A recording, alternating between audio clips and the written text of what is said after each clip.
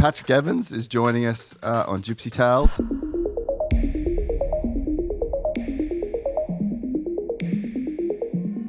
Everyone keeps thinking that the electric bike is going to be like this cheating thing, but once we get on next gen, kind of really evens the playing field. When I see them crank a big whip, I'm like, I'm not even close to that. It doesn't feel like that to me. Like full-blown disgusting. I'll do it, and I don't think it was like a good one that shows me a clip. I'm like, oh damn. That imagination during best whip, one of like the biggest ones I did, I shifted up twice in the air. Jeremy now is a really close friend of mine, and he used to hate me. He thought I was a little shithead Grom, and I was. In practice, Corey came out and just like first jump blasted. And I don't think Colby liked that too much. He was like, everyone was talking about how sick Corey was. If what I'm posting isn't like something that's like me expressing myself, then it's just sellout crap. And then when Start came around, it was kind of like I can't say no to it. No matter what, whether it's better or not. Whether or not I didn't like the bike, I probably was gonna sign. Yeah.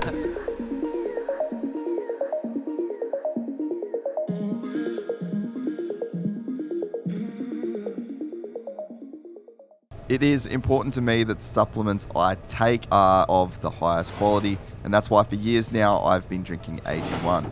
Unlike many supplement brands, AG1 conducts relentless testing to set the standard for purity and potency. Quality for AG1 isn't just a buzzword, it's a commitment backed by expert-led scientific research, high-quality ingredients, industry-leading manufacturing, and rigorous testing. I know I can trust what's in every scoop of AG1 because it's tested for 950 contaminants and banned substances, while the industry standard typically only tests for 10. I love that every scoop of AG1 includes probiotics, prebiotics, and digestive enzymes for gut support, rhodiola and B vitamins for energy support. So if you want to replace your multivitamin and more, start with AG1. Try AG1 and get a free 1-year supply of vitamin D3K2 and 5 free AG1 travel packs at drinkag1.com/gypsytales. Check it out. I met a gypsy. Is it too loud? No, that's good. Because we can go down. I'm getting a little reverb. I can hear myself, I guess. You got to, huh? Yeah. It's kind of the reason why you do it is so that you can get your distance from the mic. Because as you start to like sit back, oh yeah, it kind of keeps you in check a little bit. Yeah, okay. If you don't have the headphones on, you kind of just like floating around, and then you just. Then you don't hear yourself. Because this is what the podcast sounds like. Gotcha. So for the people that are listening, I figured it out. A little bit of practice. So I'm a natural. What can I say? Yeah, you've done this before. Patrick Evans is joining us on Gypsy Tales, and on the eve of X Games, which is going to be a pretty big moment for you. But I just feel like you're in the middle of your like real coming out 12 months, not coming out on the electric bike. Yeah. You're coming out as an e-bike rider. Yes. But I mean, I got back to the States in July, and then Imagination was October, and it feels like, was it October? It was September. Yeah, like September, kind of. But it feels like you've just gone in that window that I've been here. It's cool. Yeah, it was like ever since like X Games last year, I feel like I've had a lot of good, like once you get a little bit of like good momentum, you know, like progression just keeps going, like carry that momentum. Something in motion stays in motion. So like, yeah, it has been nice. I've been trying to like constantly keep going since like X Games last year, and then it rolled into like Hill Jam and I got second, and that was sweet. Yeah. And then Imagination won that, which was like awesome. And then just all off season, I've just been trying to keep learning more and stuff. And now I feel like you've kind of crossed into this threshold of being a professional almost. Yeah, you know, it's gotten way more like real, I feel like over the past couple months for sure. What's the things that make it more real? I mean, getting into X was big just for confidence kind of, yeah. I think, and just like more like not being like so trying to make it anymore, where it's like you can actually kind of relax a little bit. Like when I was trying to like get in and stuff, it was like way more difficult to like have a good like attitude, and like I know you're fighting for something really hard, you know. And now that I've like, got a little bit of like recognition, like now it's much easier to like figure out what to do with it. And like, you know, I actually got like better deals after Imagination. So like this year I'm kind of making a little bit more money, nothing like crazy, but like I was worried about gas last year getting to practice for X Games, and now it's like I can just wake up every day and just train, eat good. Like that's my job. Like my job is to ride the best I can. So it's like, you know, we actually have a little bit of like support, you know, it makes it kind of a lot easier. So that's helped a lot. And like Fast House, sick brand, and Heatwave, Stark, Future, like I got a good like team, you know, so that's awesome. Yeah, it's funny you mentioned that. Like there's I think even doing the podcast, there's a point for the first few years of the thing where it's like you feel like it could be taken away from you or not taken away from you, but it's not there it's yet. not sustainable. It's not like its own thing, and you can kind of like put it on cruise control. Like you're at the wheel and you're really steering that thing, and you're really making sure. Yeah, and then you're fighting for your life out there. Yeah, and then you kind of get to a point where you're like, oh, okay, this is every month it's going to make enough money to keep going, and then the pressure doesn't become like just keeping the lights on, just doing the like foundational base level stuff. It becomes then about like, how can I get better? How can I make this like the best product it can be? Yeah, and in a way, like at the same time, it almost gets a little bit more pressure, I feel like right now, especially for like, I feel like I've been kind of like blowing up over the past like couple months, but it's like I want to like, I'm trying not to like get too like wrapped up in all that and just like maintain, because I don't want my highs to be too high, because you know I know lows come too, so it's like that's just like life. Don't let your lows get too low. Don't let your highs be too high. It's like right now I'm trying not to like get that psyched on what's going on, kind of, you know, like just trying to keep it chill, and like I want to keep, you know, progressing and like doing stuff, but I also am trying to be careful. Like I can't just blow myself out. Like I mean, I was showing you footage of stuff I've been working on. Like I was trying to do it like right before X Games, and I was like, you know, you gotta like, if you're gonna do it, like you gotta make sure it's sustainable, so don't like blow yourself out. So that's kind of one thing I'm working on now that it has like turned into something else. Like now it's like, okay, how do I like foster the progression and not? I want to make it last, you know. That's cool to have that mindset. Like you were showing me some stuff you've been working on, and then it was like, I'm gonna do it, and then it was like, you know what, I'm actually not gonna do it. And that's pretty cool, you know. And I think like you were saying, Twitch gave you some advice. Everyone kind of gave me some advice, but I mean, trying to like, that's a big thing, is just picking my battles. Like even we were riding Fitzland the other night, which is a legendary place. Like you're stoked to ride there, right? And we were riding 75. And I kind of did all my tricks and stuff, had a good session, took my gear off, and then Jimmy came down and like started hitting the 120 ramp, which like everyone's seen that jump before. I could say I never hit it before, so I've always wanted to, but like I already took my gear off. I was like, dude, like am I really gonna put my gear on now and go hit this 120 I don't need to be hitting after a great day? Like no one, like picking your battles, no one to call it and stuff too. Like just trying to like really trying to just keep everything level, you know? Well, there's a lot of ego in that. I feel like I don't have much of that anymore. Yeah. That's a process you have to go through, right? Like for sure. What was the ego version of you then? Like, did that guy exist? Oh, for sure. Previously? I mean, when you just want to make it, right? So like every opportunity, you're like, all right, if you're out there riding, like I gotta do the gnarliest, you know, whip or the gnarliest trick, or like, hit this jump, or like go hit it first. Like I remember when I was just trying to hit everything first, or like, you know, I think that's just like the competitive part of who we are as dirt bike riders. Like we all kind of came from racing. We're all kind of competitive, you know. So like you're gonna be like that. But now I don't feel like I need to prove anything really. Like I mean, there's still more I want to prove. I don't think I've done much to like hang my hat on, but I don't freak out every session like I need to go be the guy. Like you're not coming in, you're not trying to set the fastest lap time every time you're at the track. Exactly. Like, and I even at Imagination this year, like I don't think I might have hit like 2 jumps first or something. Like I was like really trying to just not let myself get carried away. Because that's when shit. And it's like you said, it's ego. Like it's gonna be, if you just like you're pushing yourself to do something that isn't coming naturally because you want to hit it. Like it's just good to avoid that stuff, you know. I had a little cartwheel the other week, just being the man. Right when you start being the man. This is very fresh. Like this conversation hits right now because I've been off the bike for like 3 weeks now. Really? From the cartwheel? Yeah. See, like. Not worth it. No. That one trip down the hill going fast was not worth 3 weeks off the bike. Yeah. It's right when you're not thinking about it. So like I've been really, now that I'm kind of like on the strictest program I've ever been on in my life. Like when I was on mini bikes and stuff, I never worked out. I remember my dad even like at one point like, hey, you're turning like, you know, I was probably 10 or something, like starting to like 85. I was like, I probably start training. Yeah. And I was always just like winning. So I was like, I don't need to train. Like who cares? And then I eventually just got burnt out and didn't even like ride really. So I never really was like on a program in my life ever. And now I'm finally like, all right, working out every day, like have a trainer, eating good. Like every time I ride, like I'm really trying to be present and focused on what's going on. Like I have like a routine before I get on the bike now. Like, still go like try to send big whips and everything. Right. I mean, I try to go right away, just hit big shit, but I try to like be really present every single time you turn that corner. Like no trick can be like, even if I'm going to go goon ride a heel clicker, I'm focused on doing a good goon riding heel clicker. You know what I mean? Like you got to be present. Yeah. Or that's when things get wrong, when you're just kind of zoning out or just thinking you're sick. Like, who helped you with that process? I love that side of, I guess just life in general, you know, like I think people that do things very intentionally are the ones that win.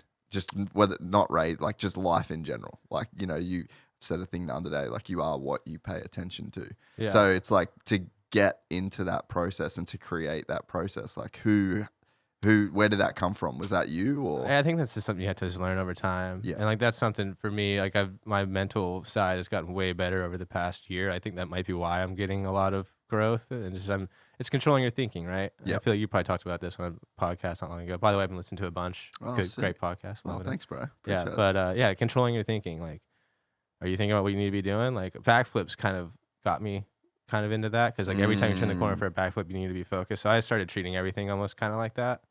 Because, I mean, if you're paying a lot of attention, odds are of you crashing are a lot lower. Yeah. You know, if you're really zoned in on what you're doing, like, you really shouldn't crash. Like, Taka does the gnarliest tricks in the world every single day. You know, every day. Same thing. Like, body varial, flip rock solid, everything. He does every day. Really? Every day. And it's just because, like, he's on it. Like, he does it every day. He's focused every single day. Like, yeah. I try to ride a lot, too. I ride, like, almost every day. Yeah. Probably 6 times a week. Man, it's heavy that Taka does that every day. So gnarly. Like rock solid flips on 75 is gnarly. 75 is not that big. Some of the stuff that they're doing, like freestyle, like, you don't really have time to True, do because that. it's not next gen. Like just a standard. Yeah, I hit next gen for the 75. first time last night. Oh, at, really? At Matos. It was to like a 75 landing to an airbag topper. It was like not the biggest landing. It was scary, dude. Really? You go so high in the air. Like I did like 2 seat bounce whips, and like I thought I was just like, wasn't that cool. They showed me a clip. I was upside down. I'm like, dude, it didn't even feel like I was like doing anything. Like, it's so gnarly. I'm really excited. Like, everyone keeps thinking that the electric bike is going to be like this cheating thing, but once we get on next gen, it kind of really evens the playing field. Because Really? Yeah, for sure. Because like the big thing with the electric bike is that gnarly snap that I get, but that's because 75 is really small, and like I learned how to like preload that ramp really good, and I can get like the full snap out of the bike. But once you start going like the bigger stuff, like the next gen, it's more about like your body leaning, less focus on the bike, you know, because you're just floating up in the air, so you can kind of control getting upside down a lot more. So it's going to not be like a walk like everyone thinks it's going to be, I don't think. But yeah, so I was actually out at Chocolate Mountain yesterday with Berriman and Axel. And you could see on the fishbowl, like Axel just had a way where it's like it looked like the ramp gave him so much pop that he just gets his hips under the bike, and then it becomes way more about like how quickly he can get under the bike, and then the whip is just kind of like extension after that, in a sense. Once you get a good snap, and like he was probably standing up, so like leaving off the lip really straight, and he stands up and gets that good snap like you kind of want on, like everyone sees on the Stark, like a good stand up snap. And then on the fishbowl, you have more time to get under it again. That's kind of like the next gen, right? Yeah. So that it evens it out. The electric bike is really sick for like the 75, but we're gonna be on next gen for X Games. So that's the best whip is only on the next gen ramp. It's on the 75 too, but it'll have the next gen as well. I would guess the next gen whip's gonna win. I'd be surprised if the only thing I could think is maybe I did a turn down on the 75 or something. Yeah. I'm gonna probably hit both just because it's fun. Yeah. And yeah, I get bored hitting the same ramp. But I think next gen's probably gonna be what wins for sure. So let's go back to the start then. So how did you just get into racing? Like obviously racing first, and then you got into filming, free riding, and now competitive. Well, I don't even know what you call we'll yourself. keep it free riding. You free rider? Yeah. Competitive free rider. I'm looking forward to going back to the hills when X Games is over and filming stuff. That's like where I like filming Passion parts is in the that. hills, building jumps, Yeah. which I don't get to do much of. It's hard to do this, like, especially we don't get much rain either. Like, it's hard to actually go and build jumps, but that's part of the fun. Yeah. But no, I started riding when I was 2. Really? Probably. Yeah, like real early. Early. I think my parents lied about how old I was from like the 4 to 6 class. I think I was 3. Yeah, and then my dad rode, and my uncle lives in Maryland. He was like a local pro, like did Budds Creek a couple times and stuff. And then my dad ended up doing like the Chevy trucks deal for Kawasaki. Oh, really? Yeah, he's the one that like put that whole deal together. So does your dad do something with the automotive industry then? He's in JGR now on NASCAR side. Ah. Yeah, he's not really a moto at all. It's Okay. funny. Now that I'm super motoed out, he's gone. He's not even like in the industry anymore. But, so it kind of figures. But yeah, he's on the JGR NASCAR side because he helped Coy and Jeremy start that team. Like, so he does what, like marketing? Marketing, or, yeah. Like not like a lawyer, but some legal stuff, shit like that. Yeah. Okay. So he gets you into racing. You're in Yeah. that kind of. It's a bit of a hub there, really, right? In North Carolina. Yeah. Yeah, we had Cooper Webb, Jordan Smith. I think McElrath was kind of around that area too, and like we had a bunch of gnarly dudes, like local guys that were really sick too, like Cody Robbins, TJ Snow, like some Yeah. kind of like old names you would hear. Yeah. It was pretty stacked around there. We had good tracks and stuff too. Yeah, it was really fun. We always just raced locally. I did some arena crosses and did really good. And we never went to Loretta's because my dad was just like didn't want to spend the money, because we had all the Austin McKee and Marcus McKee were the kid. They were winning like Loretta's too at the time, and they were just local, so like, we kind of knew how we stacked up. Yeah. So like, to give my dad credit, like I was like, yeah, we know where we're at. Like you're winning, like you're good. Like, we don't have to go. Yeah. Which that was silly because I don't know if I would have got a championship or not, but we would have been up in the battle for sure. But so you were beating the kids. yeah. And they went to Loretta's and Yeah, they were winning. but it's one thing to do it at a local track. That's It's another funny, thing to though. go to a national and like, yeah. So I'm not trying to sound too cocky there. It is funny for your dad though to be like, Yeah. nah, we already know you can Yeah, beat that you're kid. good. Yeah, you're good, dude. Doesn't matter. Yeah, it was funny. Jordan Smith's dad always kept trying to get my dad to take me to the Reddits. And he was like, right. That's funny. It is. Yeah, it's weird. I had a weird, like, my parents were like real opposite of like Moto, like mini parents. Like, they never really put any pressure on me ever. Like, didn't even want to go to the big races. Like, we always, like, they supported the hell out of me. I always had like really nice bikes, like nothing crazy. Just like we had like 265s that he just took really good care of. And he was friends with Mitch Payton because he was Stewart's agent from like 04 to like 06 or something like that. No shit. Yeah. So when he was Chevy Trucks too. He was Chevy Trucks, and then I think from that, my dad ended up being his agent like after that. Huh. Yeah, it was cool. So he like knew Mitch a little bit, and like Mitch built one of my 65s, and I had this mod 65 thing. Was so gnarly. It like just shakes your hands off. Yeah, I remember like being on the line at like local race and like start my bike up, and the kids all look over. Everyone's What's like, that what thing? is It's like, yeah. What's he riding, dude? yeah. Oh, that's so good. And so you would do like Budds Creek, like all the stick tracks that are around that area. Yeah, I raced Buds. Like I did amateur day like on 50 there once. It would have been and, like, gnarly, dude. it was really, you had to like double all the bumps and stuff, and like it actually went, the year I did it, the track was going the other way. So you would come, like, you know that you do the start, turn left, and you go up that hill. We were going down that hill. We were coming down the hill on a Cobra 50. It was so gnarly. And like the finish line, I remember hitting the tabletop on a 50, just wide open, everything. And then it would have gone up the hill. Then you went up into right. the rollers. Yeah. Yeah, it was sick though. I don't remember that year. What year would have that been? That was 03 or 04. Huh. I think it might have been. Was that was it the year that James- Stewart came from last to first? Maybe That was might have been, 03, I think. I think it was 03. Was it 03 or 02? I had that blue camo Fox gear.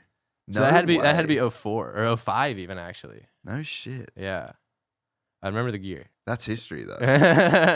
You know the gear I'm talking Yeah, about, right? yeah. Oh, the gear, the race. Man, that race. How much do you follow Moto now, actually? When I was doing like filming stuff, there was a time where I didn't watch at all. Like 14 to like 17, I didn't really pay any attention whatsoever. But now I'm way more into it right now. Like outdoors That's this year has been sick. good, dude. Yeah, It's been yeah. fun to watch. Like I always have been watching like the past few years, but like this is last Saturday. I was like, I'm sitting down and watching 250s, dude. Like Yeah. What made? All right. What brought you in? I mean the whole like I love watching Kitchen. Yeah. I think he's sick. The Deegan Vial battle. I mean, the same reason we're all watching. Yeah. We finally got some dudes like being funny, having some personalities. It's like it's fun. Yeah. Forty's been good too. I was like, yeah, it's been good. Good racing, good tracks. At Thunder Valley, I thought the track was really good. I Yeah. liked how they prepped it. Yeah. Yeah. I love that then it's not as deep and guys can like move around. Slot car racing thing is not that cool if you ask Nah. me, but Last year was so gnarly like that. yeah. Well, like, dude, I thought Thunder Valley was like perfect. Yeah. A little dusty. Who cares? Like, go look at the old races. There's dust. Yeah. You know? Yeah. Go look at like, an 80s race, dude. Like, Gatorback back in the day was a pit. Yeah, Dust yeah. bowl. I was thinking that the other day. It was actually before Thunder Valley. I was thinking about how they were going to prep the track and like how it was going to look. And I'm thinking, it wouldn't be mad. I wouldn't be mad at seeing some dust. And I was trying to think of like the last national I saw dust, and it was High Point last year. There was like a little bit of dust in some of those I motos. can't say I in some remember High sections. Point from last year. In Kenny particular. rocked up, remember? Oh, yeah. Yeah. Yeah, it was. I love High Point, dude. That track's so fun. Have you been to that track? I did 125 All Stars there, I think, once or twice. It was Yeah, really right. fun. It's a beautiful So amazing. place to be and watch racing. Dude, the track's so sick. All the jumps are rad. That's a fun place. I'm Good looking town. forward this weekend to see if Deegan hits anything. Well, there's that step down. Yeah.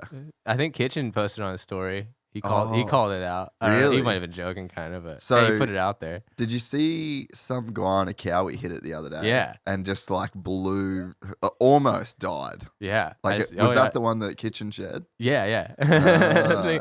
I remember hitting that thing in MX Simulator thinking it'd be sick, but How real are the tracks on MX Sim? dude, Like, how so close good. are they? So good. The boys that work for the podcast back in Australia just froth MX Sim, dude. I've never played it. I think MX bikes kind of sucks. It feels like you're road racing.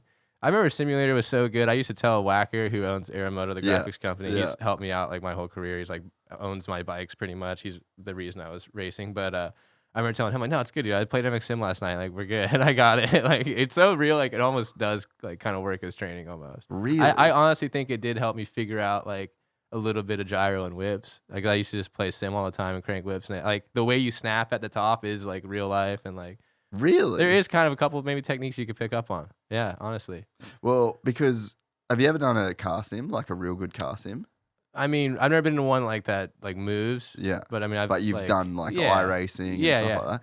It's crazy how good that shit is. Yeah, I mean, it's kind of the same. Like, I think Simulator to an extent, once you get like good at it, you're not like overthinking it like a game. Like, once you're just flowing, it kind of like the way that the bike reacts if you like load it is really realistic. So that's kind of like, That's wild. I mean, I could just be. No, but you'd know. Like, I could I mean, never. I don't know if we could see if Simulator wasn't in my life, how I would be riding. I'd probably be the same. But I don't know. I thought it was pretty cool. Well, I think as well the tracks. Yeah. To be able to, like, I think it's a huge hole in our sport. I think to where, like a Max Verstappen or a Checo or any F1 driver and MotoGP, they do the same thing. Like, they play the sound of the track without letting them see the track, Really? and they go, "Oh yeah, have you never seen it? No. We'll try." And they can tell. They just know. Yeah, That's really sick. and I go to just try and find on YouTube or something like F1 drivers watching tracks without sound. See, I Or think- watching tracks with only sound. I think the sim stuff is like rad, but what's funny, my buddy that I just said I was at his shop right down the street, Yep, he's a Formula Drift driver, his name's Dylan Hughes, Sick. and he never plays simulators at all. And I'm like, dude, like, The drifting on them's yeah, good drifting's too. really, really. I'm like, that's Yeah. wild to me that you have no interest in doing that. Watching or F1 drivers sound only or something like that. I don't know how it's a lot of. That's really wild. I wonder if I could tell if like hearing a track, if I could tell. That's track what it I'm was. thinking, you know, like, give me so- Bud's Creek with no sound or with no visual. Yeah, all right. So just go that Marc Marquez 1 minute 30, or guess the F1. No, yeah, that one there, Marc Marquez 1 minute 30, and then it's muted down there. There you go. Yeah.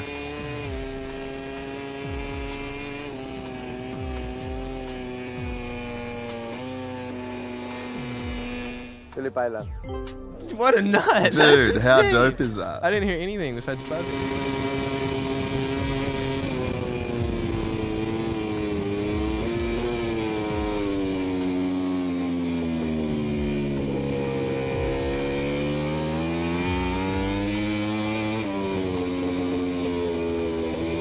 This one's a bit harder. He like moved like he was trying to shift in his head. Mugello. Mugello. Dude, that's insane. It's mental. He gets some quick too. Watch. Ya veo why.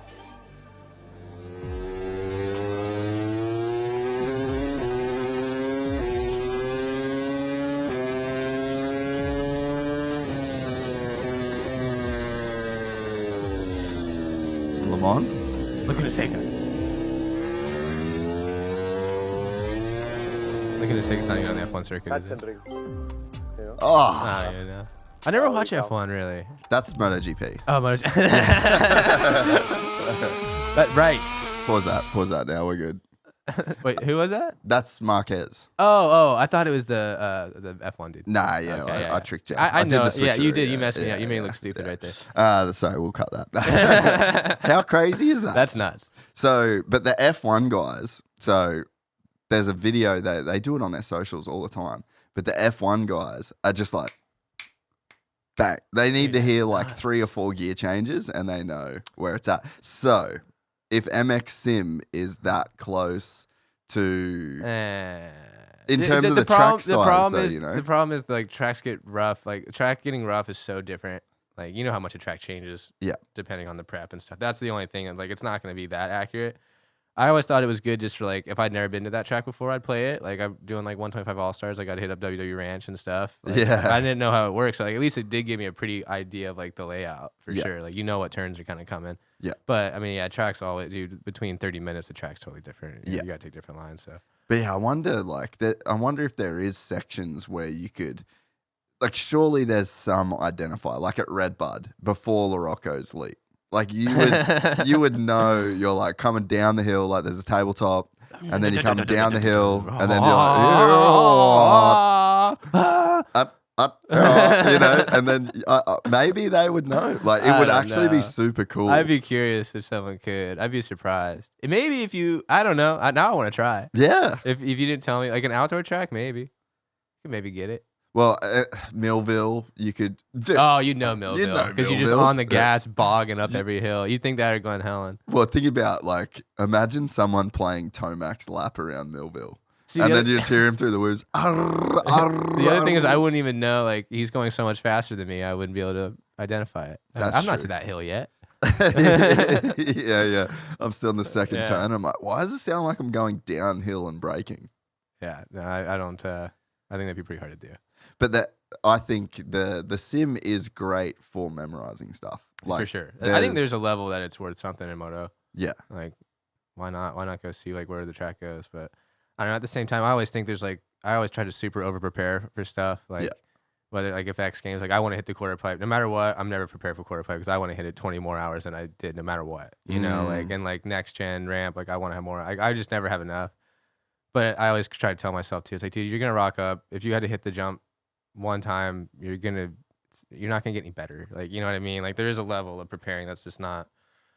There's nothing. It's out of my hands at that point. You know, like I'm trying not to over freak out about every little detail. Like, oh, I haven't hit this enough, or oh, the sun's gonna be in my eyes there. Like, you know, try not to get all like worked up about stuff because I feel like I could go not look at a jump and just roll up to it on my bike and look at it once, and I'm gonna hit it probably the same I would have if I walked around on it for an hour and a half and looked at it a bunch. You know what I mean?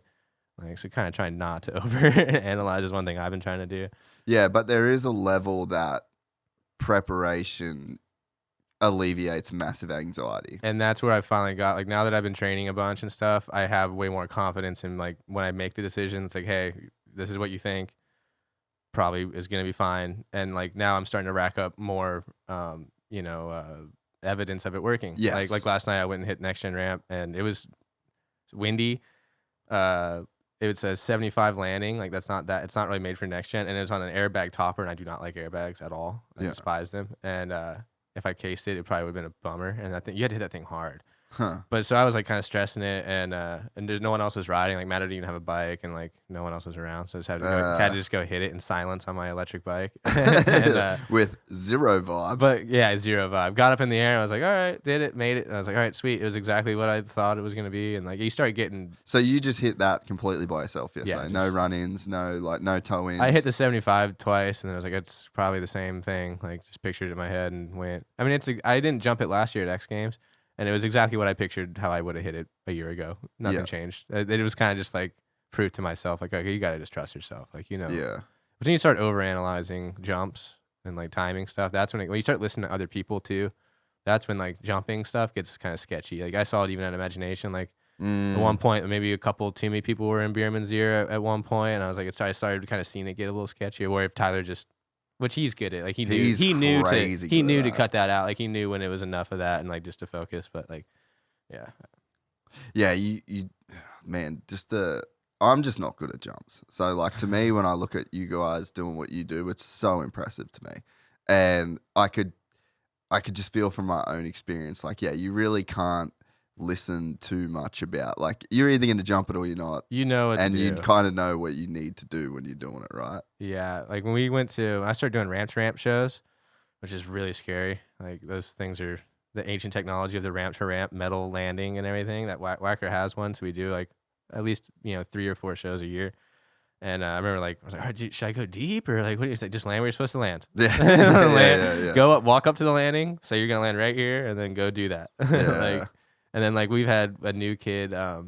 He ended up killing it, but it was like he'd never done a ramp show either in Arizona like a couple months ago, and he's like, "So you think it's better to go deep?" I'm like, "Nope, it's best to land right in where you need to land." Like, because you start overthinking it, and then that's when you mess up. Like you start thinking, "Okay, I'm gonna try to go a little fast." Like that's just go land where you need to land.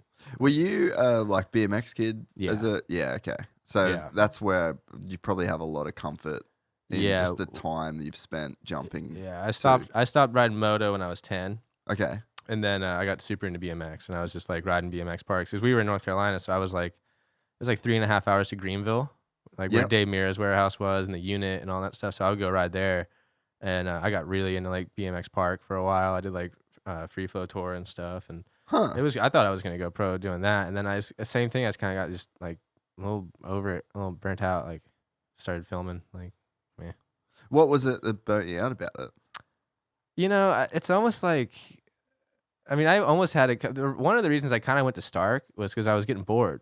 Like, again, like, because, I don't know, I rode the 450 a bunch. I thought I got it to, like, a level where I was, like, pretty stoked. And I was kind of like, man, what am I going to do now? And then when I got the Stark opportunity, I'm like, well, it sounds kind of scary trying to learn that bike. But at the same time, like, what else am I going to do for the next 6 months? Like, if I just kept riding my same 450 for 6 more months, I'd be bored again, you know? I always had to kind of change it up a little bit. Yeah. Trying to get better at being not, like, so, like, scatterbrained sometimes, but. Do you know like the root of that though? Do you think about that much? Like what it is? I think I got burnt out on moto because I just rode every day like since I was 2. So I just kind of got old, and like a big part of the moto thing for me was like I think Carmichael said it once. He's like, I hate losing more than I like winning. So like it just wasn't fun anymore. Like if you're winning a bunch as a kid, then it wasn't like a big deal if I won, but if I went and got beat, then it sucked. You know, like it's like you're just miserable. So like that whole thing like kind of just kind of like got over it. And then I don't know, I think I just kind of I don't know, I just got bored of it. Yeah, I think I wanted to go film and stuff too, and just kind of have a 9 to 5. I think a part of me didn't want to do like action sports for a little while. Yeah, because when I was filming stuff in Charlotte from like, you know, I was like doing just like freelance videography from like 13 to 17 pretty much. I wasn't paying attention to moto at all. I wasn't really like paying attention to action sports. I mean, I kind of got burnt out on all that, but then now I'm back. Yeah. What drew you to filming? I mean, I think just like, I mean, I always grew up watching skateboarding, culture, BMX, filming, like, moto, verb, like all that stuff. Just, action sports filming is a whole nother thing that we all get exposed to, and a lot of us get into it. So, I just saw that as being a better, life choice. Taking risk out of it and not being an athlete. And I mean, you can make good money doing film stuff if you're good. Like, you can kill it. So, I mean, I was trying to get into that, and then once I started kind of getting further down that road, I saw like the whole, like I got even away from action sports, and then I was working for car dealerships, and it was like Ferrari, Maserati of Charlotte, and then there's like another one that was like they would sell just all like crazy Lamborghinis and Rolls Royces and stuff. But I saw like that whole, it was kind of younger kids that owned this really gnarly dealership. And it was really young kids. Yeah, like 27, 28. There were these two dudes that co-owned this dealership. And they gave me a job as like a 16-year-old, huge office in the back. I had like Mortal Kombat arcade game in there. There's like a TV in there and stuff. It was sick. I mean, it was really rad, and I mean, I was like, literally, I could take any car I wanted to launch. I just take a Lamborghini. I'm going to take some pictures of it. I'm going to take this Aventador out. I'm like 17, just like ripping around. Like, it was pretty gnarly. But seeing like their younger, like the entrepreneur-y, but it wasn't like in a way that I really respected. They were kind of like, just the hustle at all costs kind of vibe. And it was a little shady-ish kind of, I thought. And like, I don't know. I really don't know. But it just made me, I just kind of saw the rat race thing. And I saw like that all these people care about are like, going nightclubbing and money, watches, girls, and money and cars, and like I just got really like I got exposed to that, and I kind of went through my little phase of thinking it was cool. And I was like, you know what, this money thing is like, if all we're doing is chasing more money so we can have a watch to talk about, like I'm just not into it, So I kind of that's when I was like, all right, you know what, action sports is the move. So I think I got like re-inspired to be like, all right, you know what, this whole rat race thing sucks. I'm gonna go do the thing I probably knew I should have been doing from the beginning. And that's kind of how that all went. Fuck that. It's that's a real thing. Just that whole world. Like I know some young multi-millionaires you know, and they just have like these crazy, like Wi-Fi money. You know, they've all like, I got a friend who's got just an ads company, and that he'll do like $30-40 million worth of like revenue for clients in a month, 50-60 some months, you know. That's so gnarly, dude. Fucking crazy. But his whole life is like money, buys cars, fucking flies around the world to these and it's like he's fucking crushing it and like a crazy experience. Yeah. But it's just, that's the whole thing. Just money. Yeah, I mean, that's cool. I mean, he's making enough money to go travel and all that stuff too, because that was like, you know, I got to the point where I just wanted to make money doing exactly what I wanted. Like, you know what I mean? I think you talked about this the other day or something. But I was like, I knew like, I'm not happy doing this. I'm making good money. It's not making me happy. So like this, obviously money's not the answer. You know, I used to have like nightmares, like where I was going to the gate and I wouldn't have like gloves or goggles or something, and I would go back to the truck, get gear, come back, I'd be missing something else, and then the gate would drop, I'd wake up because I wasn't riding. So like, I had to, dude. Like, and then finally, I don't have those dreams now, which is cool. But I just realized, I was like, dude, that's Moto. No matter what the money thing is or how it works, like that's, you need to be doing this. Like, you know, this is the only thing that's gonna. And even now, like everything's going really good, but there's a lot of pressure and stress. So I had to keep reminding myself all the time, like, hey, like this is sweet. This is like completely what you dreamed of, worked for, like, you know, enjoy it. But yeah, because you are right. Like, there's nothing wrong with being that guy that is chasing, you know, to do well. But it's like, if that's the only thing you've got, and if there's not like a level of fulfillment that comes for it, then that's all it is. Yeah, and because, you know, you can get to a point where you just realize more things don't make you happy, and I think that that's like maybe one of the big bummers that like guys who make a ton of cash kind of encounter, is that they get to this point where they think that XYZ amount of money is going to make them happy. And then it's like you grind it out for years and years and years. And then you get there and you realize like you actually kind of want to go back down the mountain, you know?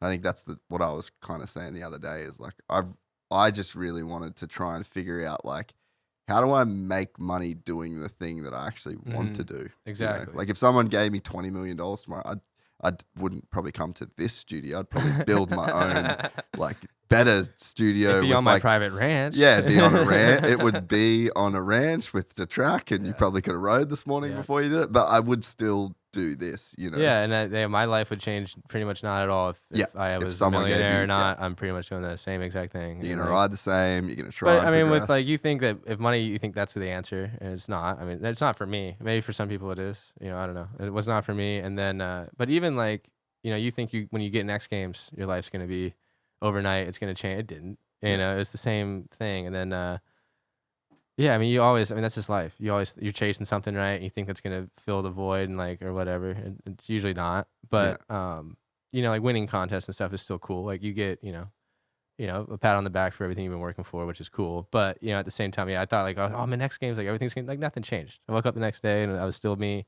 Same thing. Like phone wasn't ringing off the hook. Like, you know, it's kind of like, it's whatever. Like, yeah. But then even like now, you know, like a lot's been happening in the past few months where it is kind of feeling like I kind of get to look and be like, oh wow, this is cool. Yeah. But at the same time, it's like looking into my bank account and having a bunch of money. Like it's kind of the same thing. Like, yeah, I'm getting hit up by like a bunch of cool people, and it's really cool. Like, don't get me wrong, I'm really stoked. But it's still like I'm still just me. Yeah. Nothing really changed in my life. Like, you know, like, yeah, if you go win an Oscar, you wake up the next day and you're probably just you with an Oscar. Like, nothing, you know what I mean? Like, it's not, nothing really changes, you know? Well, I feel like I've spoken about this a bunch of times, but I feel like the thing that you end up chasing without knowing it is relief. Yeah. Like, yeah. You're like, oh man, I can't wait to be done with that because I'll have my medal and I'll be done. Like, yeah. Anna's about to run a marathon and it's like the marathon's going to suck, but it's like the thing that's going to be great is not having to train for a fucking marathon. Like you get this relief. And I think that relief it's in proportion to like the accountability. So like the size of the thing that you take on. So like winning the Formula One World Championship or a Moto GP or an AMA Supercross or an X Games gold medal at a thing that could kill you if you get it wrong. Like I think that's why those things feel so good. It's like, because you're right, you're still you with an X Games gold medal, and Yeah. you don't change. Like, you're probably going to piss in the same way in the morning. Yeah. You're probably going to do the Yeah. exact same thing when you brush your teeth. Like, Yeah. you will be the Day-to-day schedule is going to stay the same. Stay the same. Yeah. And you'll feel the way that you will feel through that process. But I think the thing you end up getting, like Ryan Villapoto holding up the 4th Supercross trophy in a row, is just like relief. Like, oh, fuck, thank God. That you could argue, though, I'm trying to, like, I think you're right, but I mean, really, it's more, I think we low-key like being stressed out and doing like this, you know? Yeah, I mean, yeah. I'm all stressed out right before X and stuff. There's a bunch going on, but I still, like, if I stop for a second and I just think about, like, you get to be in X Games, you get to, you know, have the pressure of people thinking you're going to do good. Like, Yeah. that's really cool. So, like, I'm trying really hard to enjoy the situation, because it is so easy to just be so focused on, like, the goal, because I care a lot and, like, I want to do good. And yeah, it's stressful, but, like, you gotta, I think we like being stressed out. Yeah. People like it, dude. Like, you could say you're excited for the relief, but, like, I keep trying to, like, hey, you know what? You love this. You love being stressed out. You love having something to do. You love, like, pushing yourself. Like, just, yeah. Yeah. But I think that the relief that you get at the end, I'm looking that's forward like, to it. that's, I think, like the lasting reward. That's the cherry on top. Yeah, you kind of just get to like soak in that. That you like, did I that. don't have to do, like, I did the thing. I don't have to do the thing now for a bit, and then it's a cycle that you go through, and then you'll kind of like go on to the next one, and then that stress will ramp up again, and then you'll get the relief, and you'll come back down, live in it. But you are right, like, there is a level that I think we do enjoy that stress. And I think the secret is being able to pick your problems. You know, like at least for me, like, I feel like I went through my whole 20s basically spending my whole, how old are you now? 26. Okay, you're just getting to the good bit, I reckon.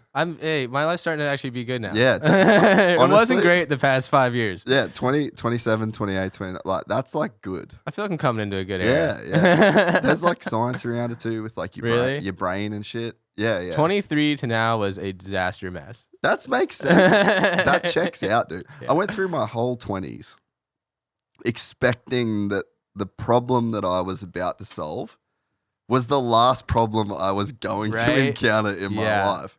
And I quickly learned that as soon as you solve one problem, there's a fucking another one. There are no problems. There just is. Yeah. You just are. And and all these things are going to always be happening. There's always going to be a nightmare situation going on. You just have to deal with it. Like, but you can engineer your life if you live with enough purpose that the problems that you inevitably have to solve are problems that you want to solve. yeah, and also just not letting things that are not important affect you too. Like, so we were talking about controlling your thinking is so important, and that's one thing I've gotten good at. Or I'm still not good at, but I'm hell of a lot You're on the path. better than I was. I'm on the path, so I'm Yeah. following the path down. But yeah, I think controlling your thinking is really important. As soon as you start thinking negative stuff, stopping that, thinking about why you're thinking that, you know, it's usually don't need to be. Yeah. It's usually not that important. Yeah. You know, yeah.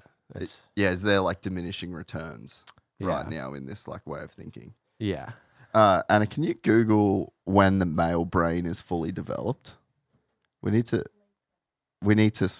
give. Maybe I'm finally developing. Yeah.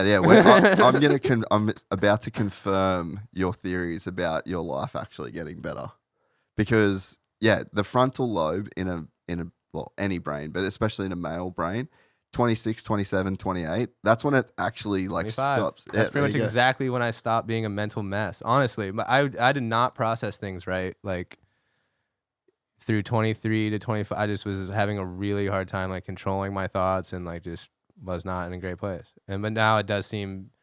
I mean, I met my fiance now, and like a bunch of things in my life have happened to help me believe why I'm doing better. But maybe just even age was a big part of that. It is, dude. It's so underrated. Like, I tell I got two young dudes that work for me. They're like early or 20 and 21. And I'm just like, boys, it's all good. Yeah, Like, you're not there.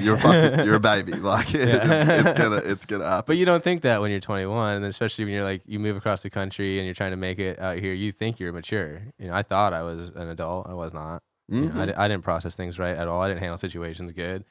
But you don't think that at the time. You think you're just a mature adult living on your own in California. Yeah. And to be fair, like, if you lived your life being like, I'll wait till I'm 25, like, you can probably get yourself in a hole. So it's probably not even the best to like live thinking that. I'm really, I mean, in a subconscious way, I might have wanted to be a disaster for those years, and did do what I did, and like and I had a lot of fun, but it was gnarly.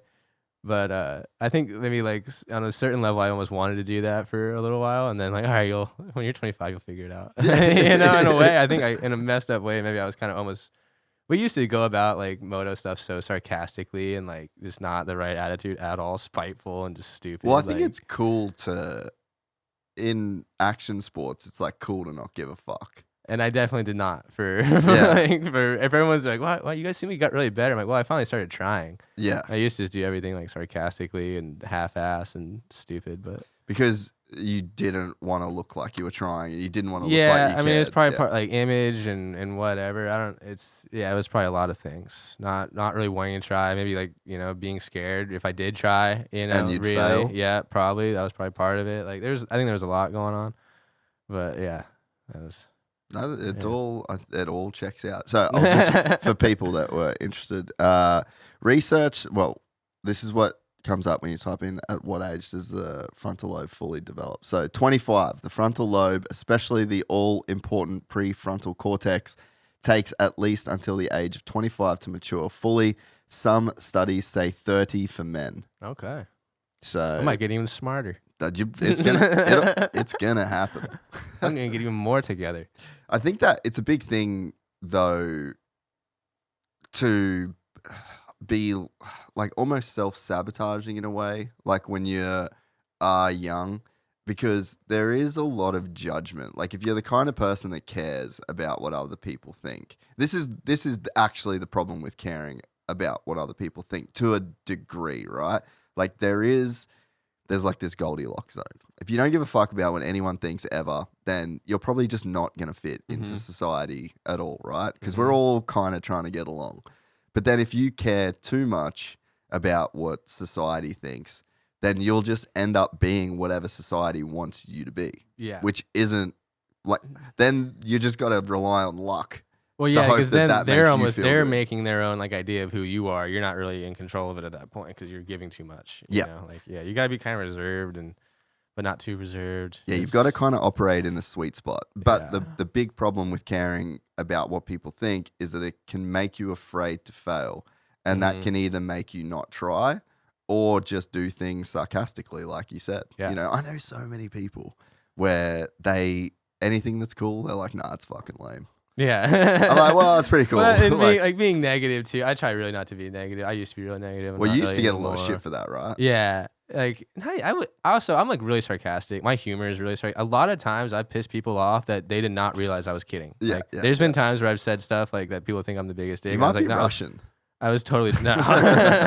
But I was totally joking. Like there's like I'll say like, oh hey, how's it going? And like, why you say it like that? Like, oh, hey, how are you? Yeah. I just have like a tone about me, I think sometimes. I try to work on it. A lot of times people just like, I was joking and I think they thought I was being really negative. Yeah, well, you're just dry. Yeah, I'm really dry. But no, I think I've definitely become a lot more positive, and you have to be. Like, you get what you receive in the universe. Like, it wasn't fun being negative. Yeah. When I had that attitude, it was just brought more negative, or more negativity into my life. Like it just got worse and worse and piles up. When you start getting a little more positive, that builds up, and you start getting a little happier. So where did that negativity come from?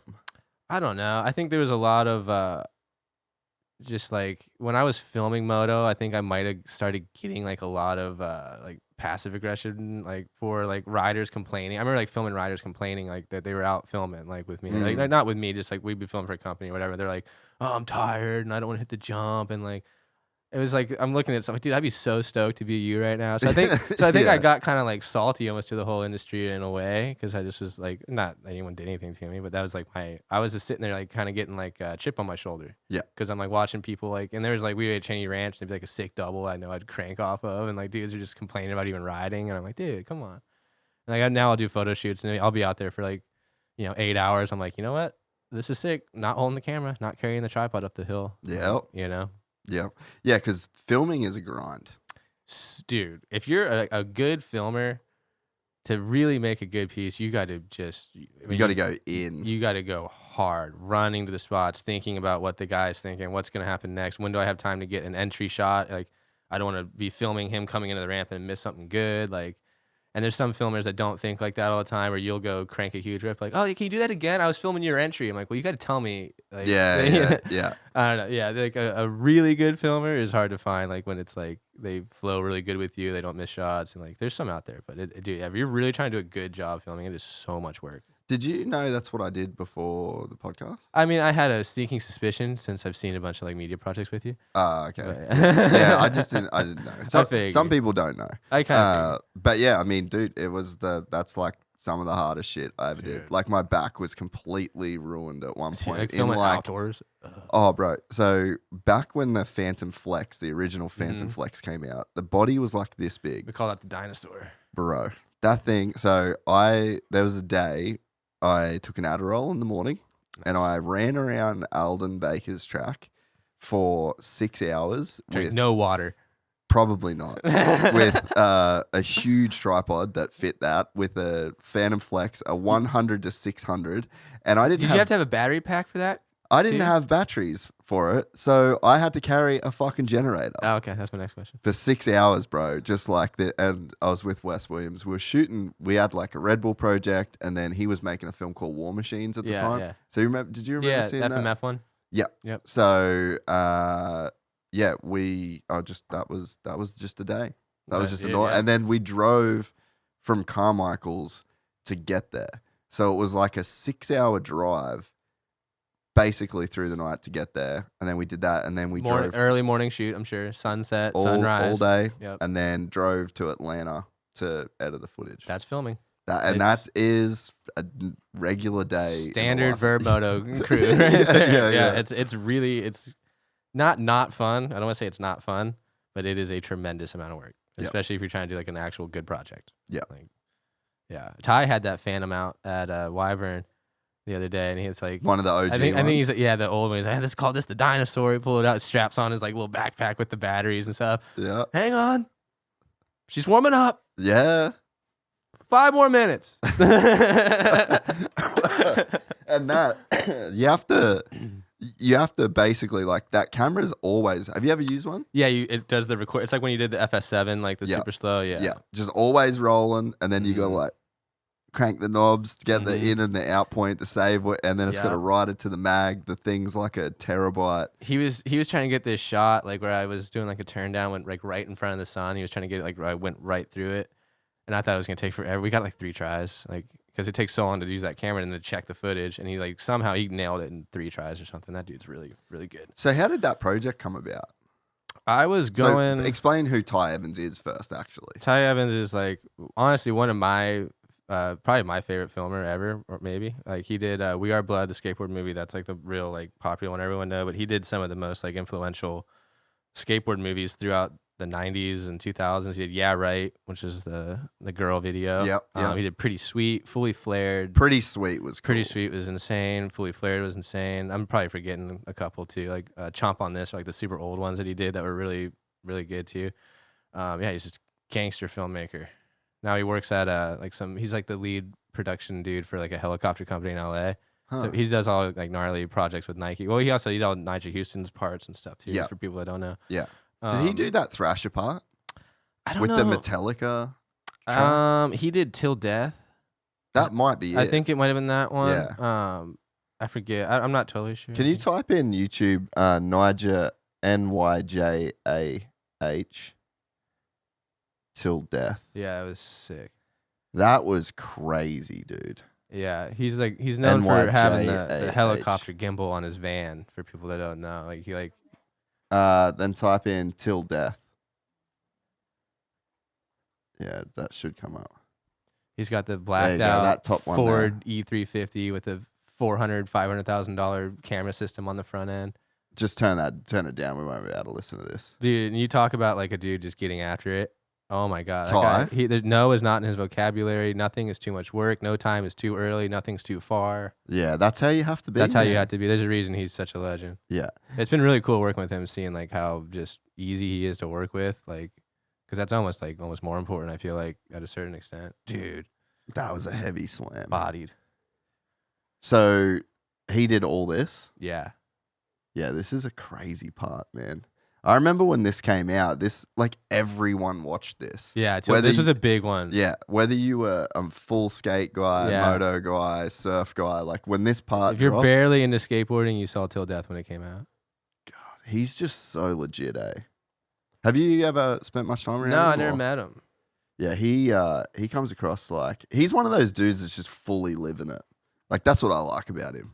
He's well, Multi-millionaire, rad skater, just see, but constantly that might around didn't like change 30 his life. girls. He's gonna be skating every day, filming parts, whether whether or not, whatever. yeah, He's committed to the craft throughout all the crap. He might do like all this, like you see all that stuff, but he's always getting his job done. Like you can tell Yeah. he's into it. Like Yeah, that's what I mean. He's living the whole Yeah. thing. Yeah, like he's he's into just it. fully living the entire life of being like the skater. I got mad respect for that dude. I never met him, but Yeah, I think he's one of the cooler guys in action sports in Yeah. terms of just like what the level of like skating, business, lifestyle. Mhm. Like he just really did it. He went all in. yeah, and succeeded. Yeah, he's so fun. I like watching these parts. Skateboarding's so sick. Yeah, you talk about Ty and like the commitment that he has to filming. It's like Garth Milan's the same. Yeah. Like, have you ever done a shoot Yep. with Garth? Yep, same thing. Right. All the Hog. Yeah. Like they're all really mellow. Yeah. They're super easy to work with. Like there's never, if there is stress, they don't let you see it. Like, yeah, it's really weird. It almost, I mean, they're insane filmers too, but like it's kind of like just being a sick filmer is not going to get it done for you. You got to have a good attitude and know how to like handle the situation. That's really important. And that kind of goes for almost everything. I mean, there's probably dudes that could like be in X Games whip and stuff, but they may not handle like that situation, right? You know, like Yeah. you got to be well rounded as a human being in general to succeed at anything. It seems like even like talent alone and just being good at one thing is not going to fully get it done. You got to have some decent business sense and like. That's when I was getting back into moto. Man, it'd be so nice just to just ride and not worry about anything else. Like, still got to worry about relationships and like how I'm doing business, how I'm presenting stuff. It's never just like not a job, you know. Yeah. It's still like there's stuff you got to be focused on doing. It's not just going and being a rock star and riding, you know. Yeah. The thing that's fully ruined, you can pause that. I now. was getting distracted. I'm watching Nigel shred. Yeah. The thing that's fully killing filming at the moment is Instagram. Unfortunately. Yeah.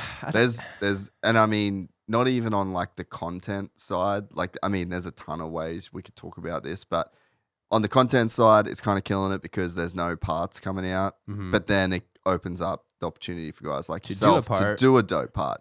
But then on the filming side, it's so hard to have an actual real filmer that wants to use a tripod and Yeah, do it the right way. just like actually fucking film To do- because yeah, to there's do a it. minute and all they want to do is they want to post a fucking Yeah. Instagram clip. They want to tag the riders. They want to get the clout for doing the Insta banger. Yeah. And there is zero real filming in that. You don't learn anything about the business. You don't learn anything about the actual way that like the industry. If like, you're trying to make actual money and get in, Yeah. like that's not how you do it. No. Like, yeah, that's not gonna do it. and it's just the revolving door of kids that get the latest camera that autofocus all their shots. Yeah, post that one slow mo clip with the latest rap song. Yeah.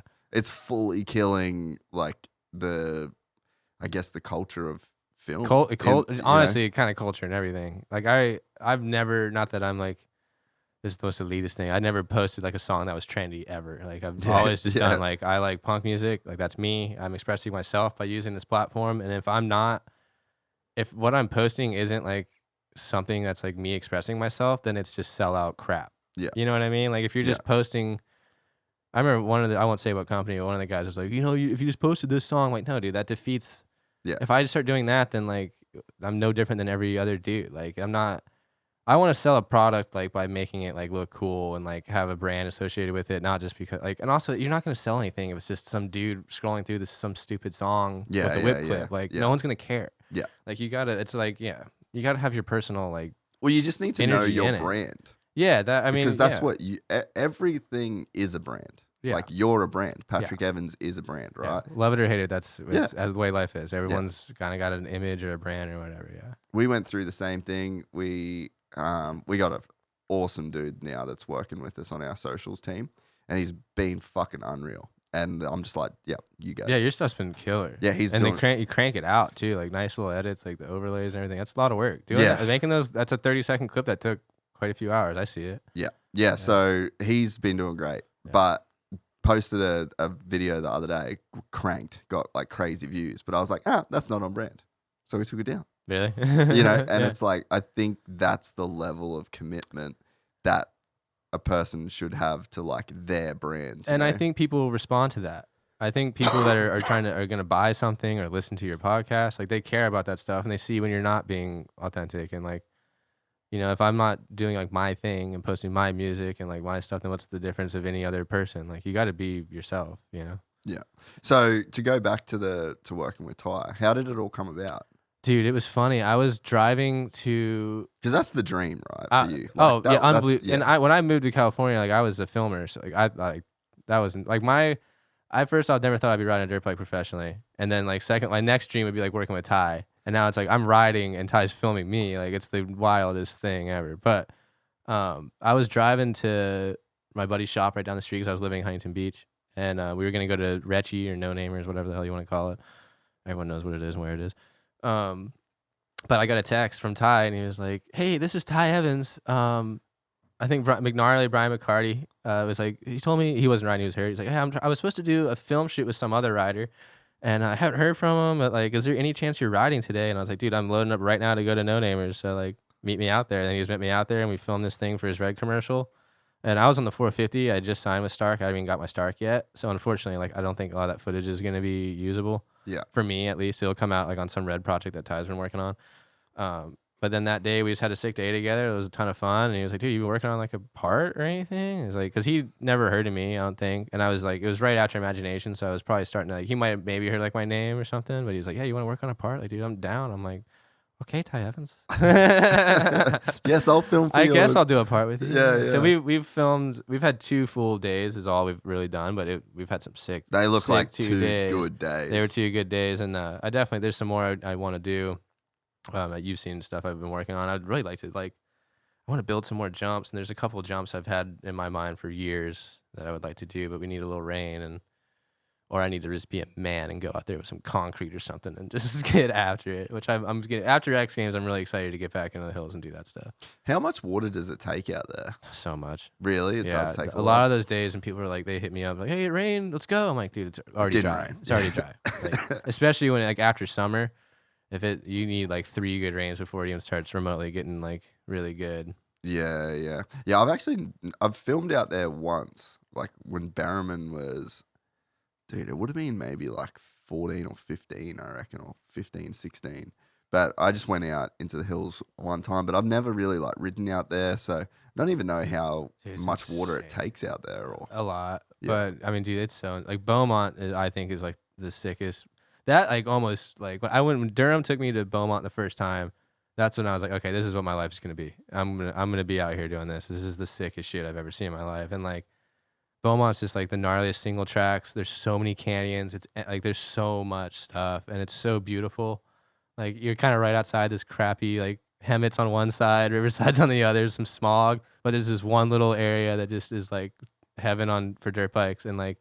There's like a ridge you can ride up to and like look at the gnarly. You can see all of Beaumont and the sunset, and there's like a lake out there. Like, I mean, it's unreal. It's unreal. Like that's like what I live for is like Beaumont days like that, dude. It's nuts. That's so cool. I didn't know it was like that. Nice. It's unbelievable. Beaumont's really sick. Retchy's cool, but it's not like Beaumont. Like just you're a little more out there. It's kind of out in the mountains a little bit. Driving is sketchy. Cops are always there. It's really you're always stressed out driving in. You kind of always expecting to maybe get a ticket when you come back, like, and then this last summer we had so many people going out there and they'd park kind of by the road. You want to like park far and like you could see them like from the interstate. So then we started getting a lot of cops last year too. Like fuck, but yeah, it's dude, it's unreal. Have you got any clips on your Instagram of riding Beaumont? No, it's all Ty stuff pretty much. Yeah, all the stuff from this year. Every time I've been out there, I was with him. Yeah. We had this shot over in the back of my Tacoma. Which the shot over is like you know how much that thing weighs. It goes under helicopters. It's made to be like, it's what a news camera has, right? Or a police chase, whatever. We had it in the back of my truck, and he, like the ridges in Beaumont to get to some of the jumps, he was back there. back there with that thing, and it was so hairy. Like there was like some roads, like talking like 300-foot cliffs, and they started giving way because it had rained. And he's like, "I think I can make it." Oh no! Yeah, we were filming at Wyvern, and there's like this real gnarly hill, and it was like a hill that went down, and there's a massive jump way far away. So he's like 300 mil from way back, and the hill goes down, so it's like a gnarly like parallaxing like jib shot almost, Yeah. And we did it like 5 times, but it breaking the 4-wheel drive out of the gearbox on my truck with it. Yeah, No way. Heavy. We're going for it. Yeah, that's commitment. That's what was cool though. Those days, like we're here, we're going for it. Like, well, it's so cool to have 2 guys that fully understand both worlds, and you've literally been in both worlds. Yeah, that's what he kept saying too. He's like, man, it's like you kind of know, like I mean, I know, like I asked, like what lens we, like, what are we shooting at, how many millimeter, like what's the, Yeah.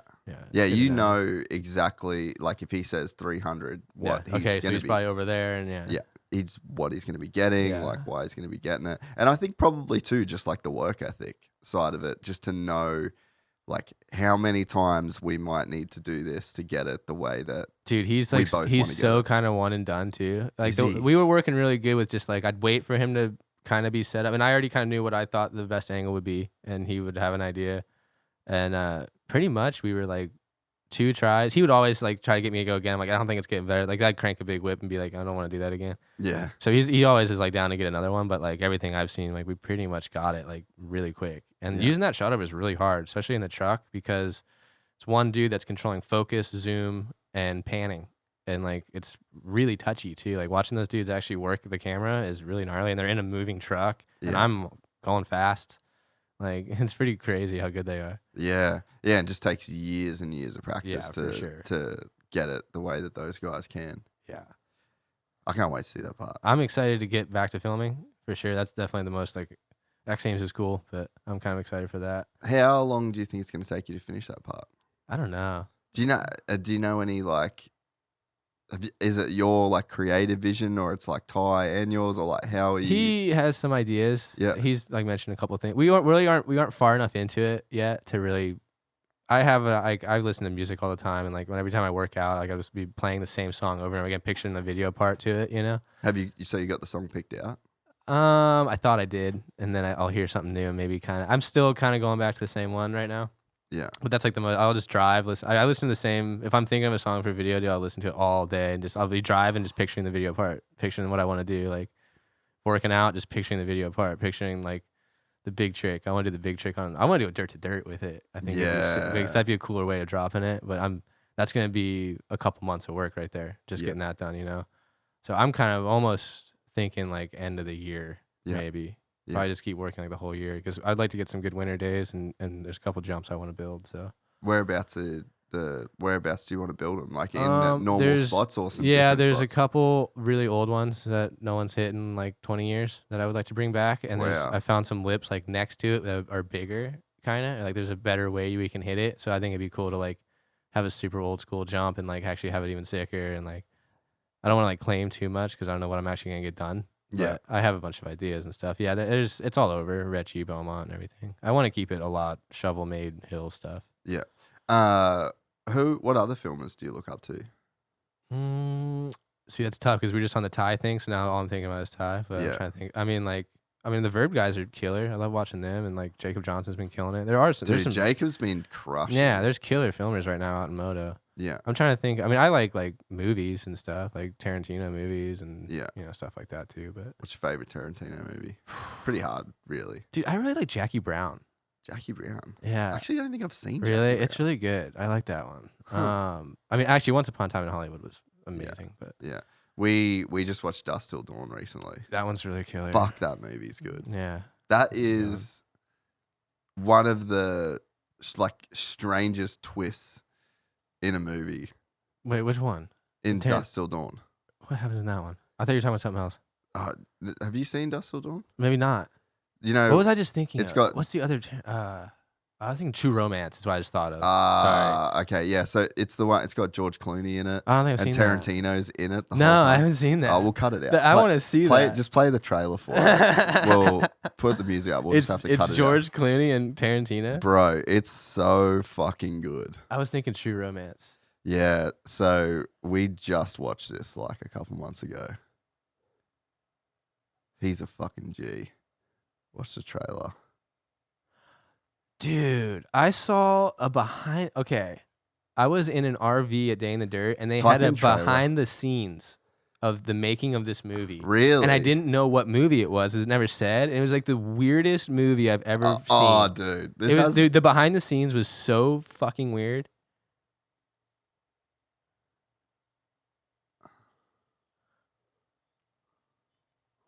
Yeah. George Clooney with a neck. That's why I thought I maybe knew it, because I saw the behind the scenes of it.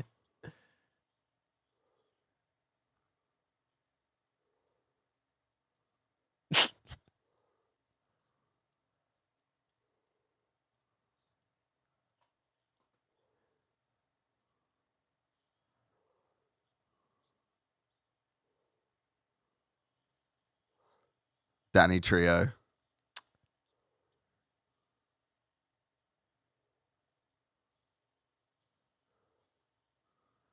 Was it good? Unreal. Yeah.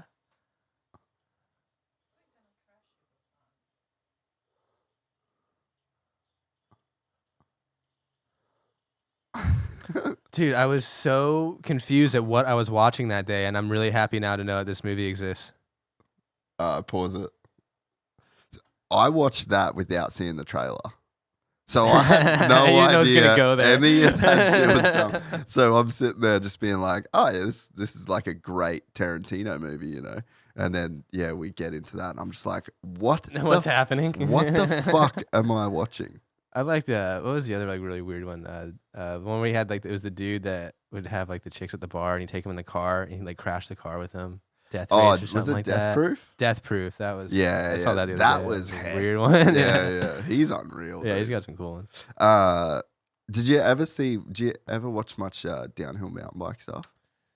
Dude, not really.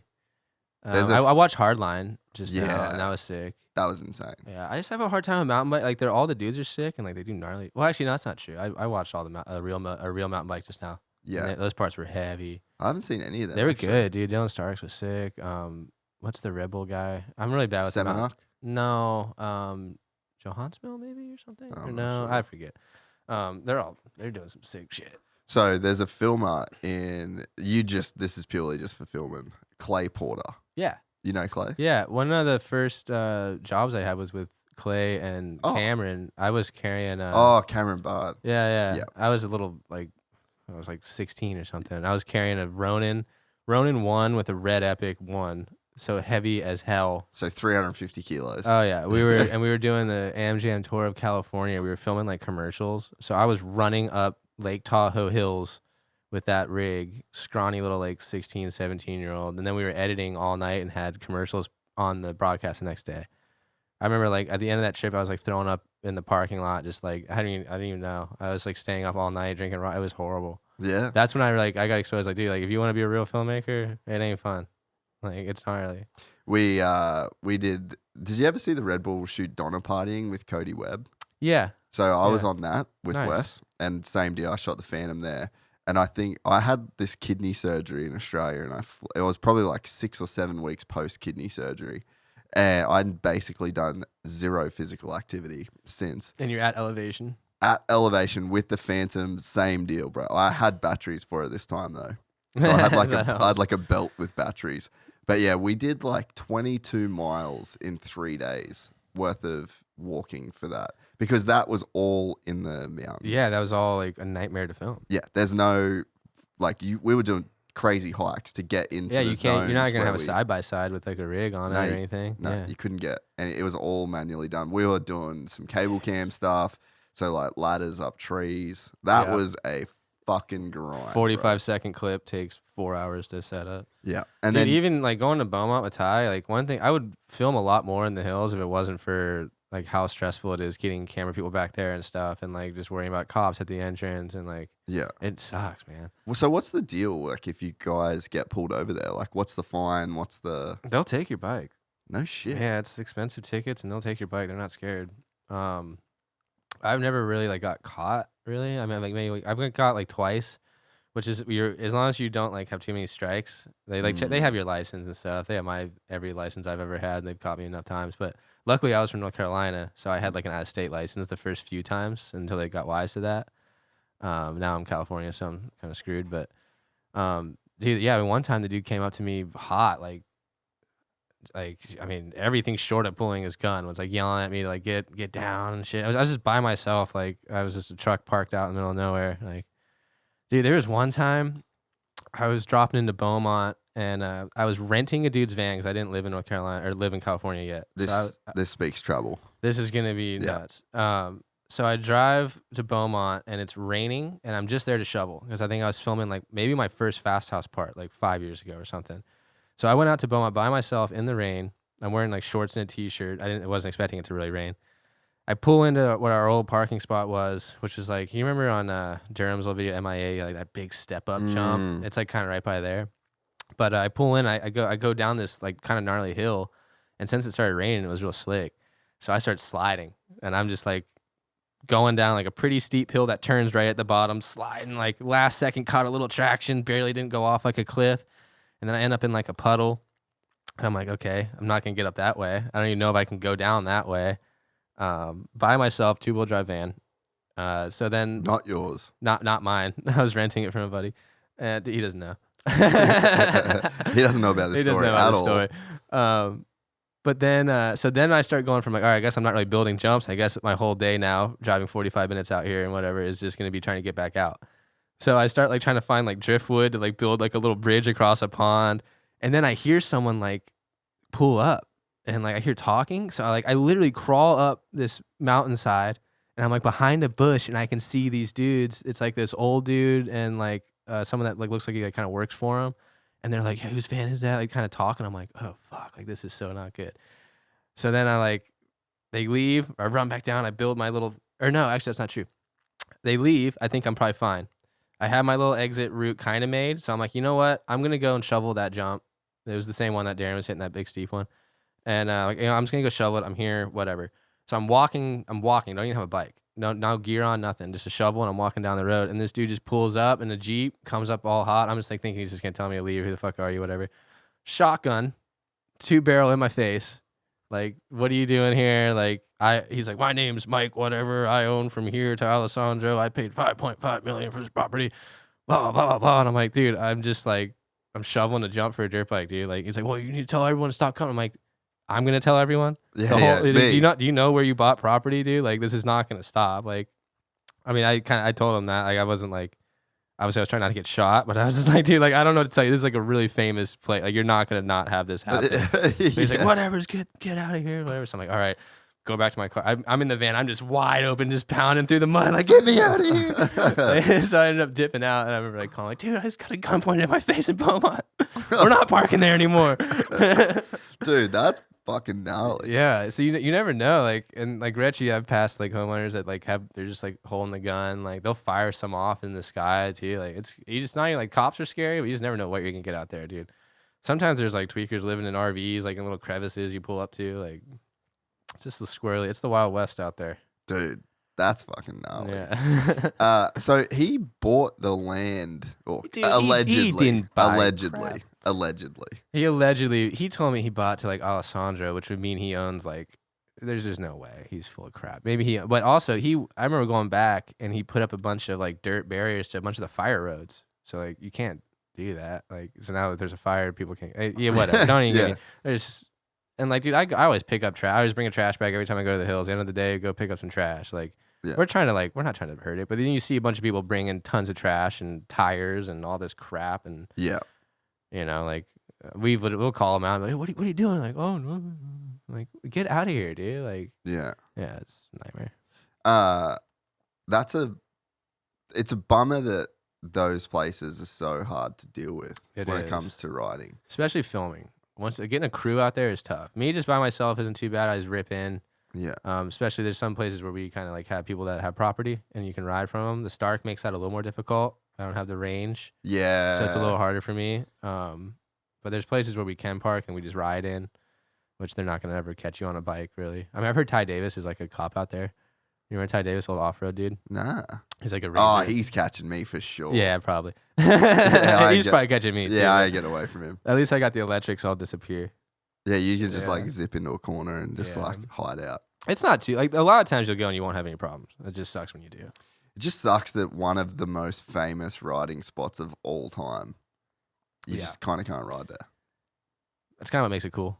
Yeah, that's probably. But I guess that's everything, right? Like you can't Yeah. skate in the places that are. Yeah, like go Some to of the Hollywood best. High, like you're breaking in. It's the same deal. That's what's so sick about free riding. It's like so much like skateboarding, I think. Like that whole Yeah. side of it. Like going and building a jump is hard. You gotta deal with cops. Like that's why no one does it. Like it's a nightmare to go and start shoveling a lip is a full day. Yeah. And you're risking a lot.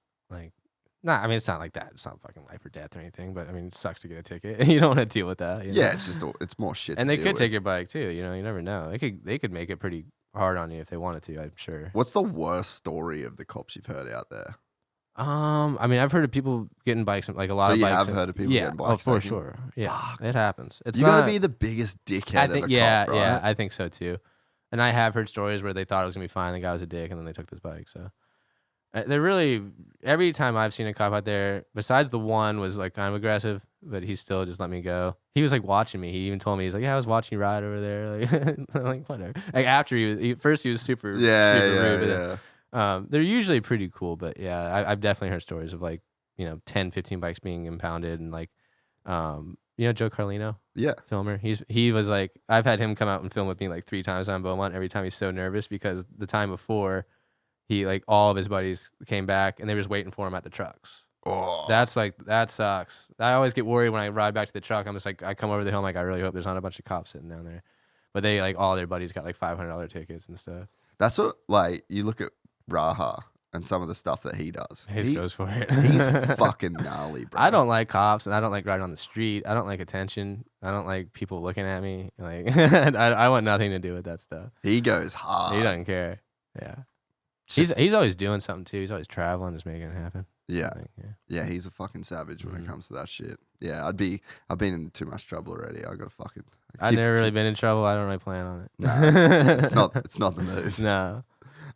So the stock for riding, you'd think would be like the best for the hills, but if it takes a bit to get out there, I mean, I rode when I filmed with Ty. I rode all day. Yeah. Like and on one charge. I have like I'll put it in 30 horsepower to trail ride and all the regen up, and I'll just kind of cruise around and then turn it on to the good mode when it's time to film jumps. yeah. And, How much power are you running to that thing when you're Generally 55 horsepower. okay? Yeah. That's Yeah. kind of the sweet spot, man. For That's that like bike my in general. base. Yeah. You could probably do a little more. Yeah.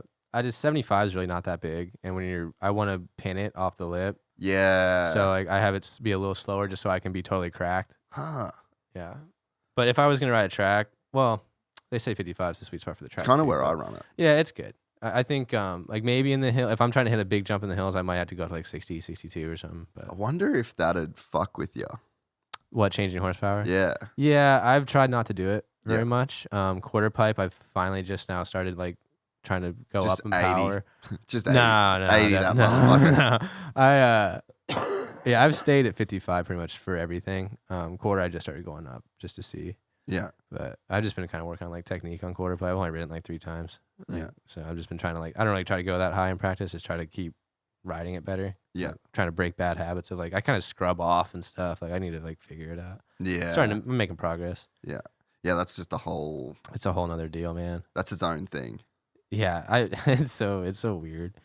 I'm like, I really don't like it that much. It's kind I of don't think any of you guys like Yeah, it. I don't think so. I think Axel kind of likes it. Yeah. Axel rips it, dude. He makes it look fun. Tyler looked really good too. Yeah. I rode with him last week at Chalk Him Out, and he's killing it. Yeah. They did some quarter stuff yesterday. Sick. I actually don't think I'd ever seen it until yesterday. In person? In person, yeah. It's pretty heavy. I think I've never seen Corey Creed hit his in person, and I don't think they had it at Imagination. No, it wasn't Imagination this year. So yeah, I think yesterday was the first time I'd It's ever cool. seen it. Tyler's setup's really good. really good. Yeah. It feels like X Games too. I like it. Yeah, okay. Because I'm sure that so much variation. Yeah, a lot. Each different quarter. Did you ever hit the nitro one? No.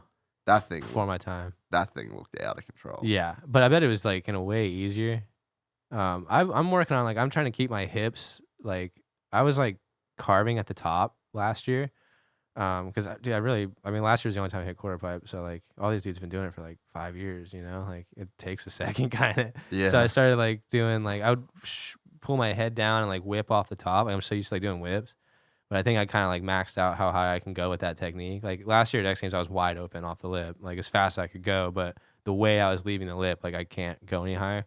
So I'm trying to right now I'm trying to go up the lip and still be just straight facing. Well, I go straight, but even with the bike going straight, I would start leaning and I would scrub. So I'm trying to keep the bike level less lean, try to keep the bike level. That's kind of, I think you get more pop that way and stuff, but it's scary.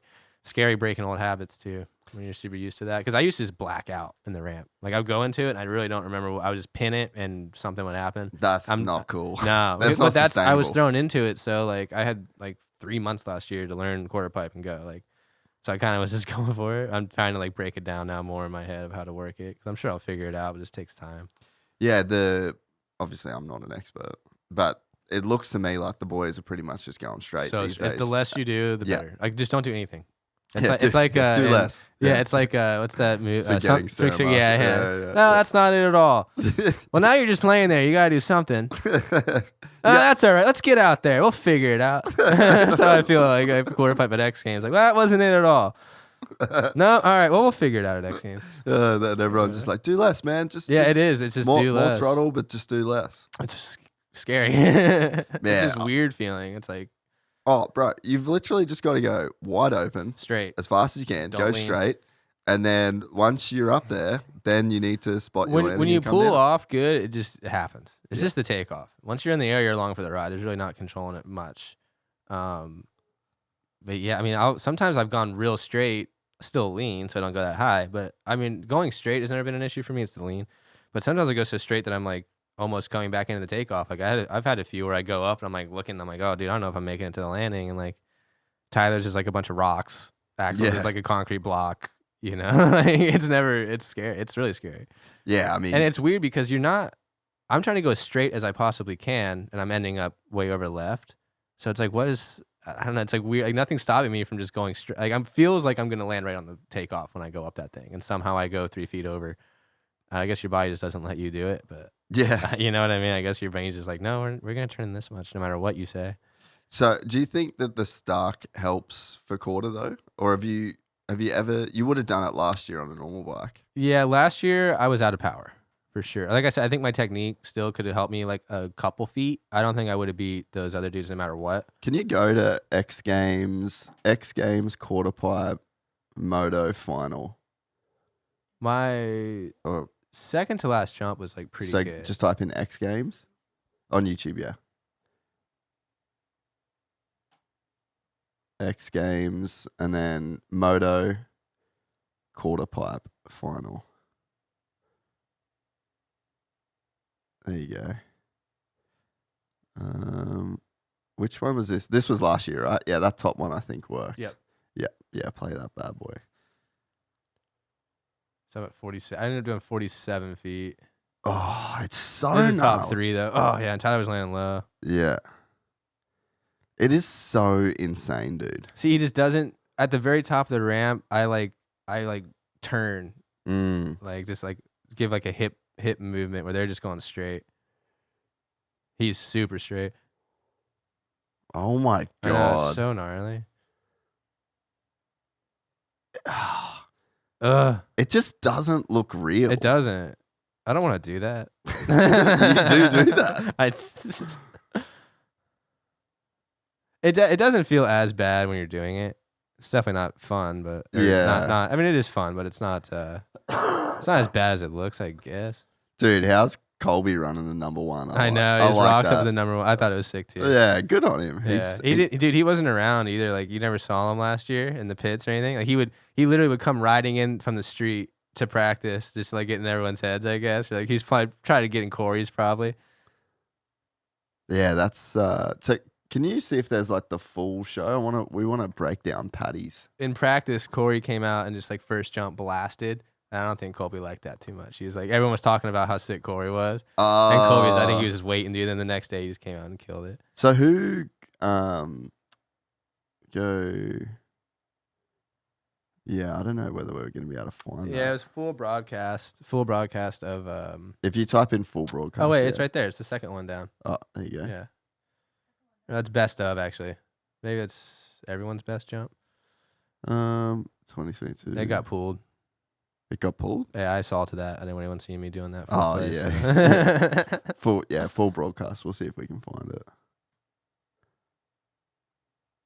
2018, ninth there. There you go. Fourth one down, I think. Oh, yeah, Third Corey. one down. Yeah, that's it. Yeah. Man, that was hard to find. I know. That should have been on that.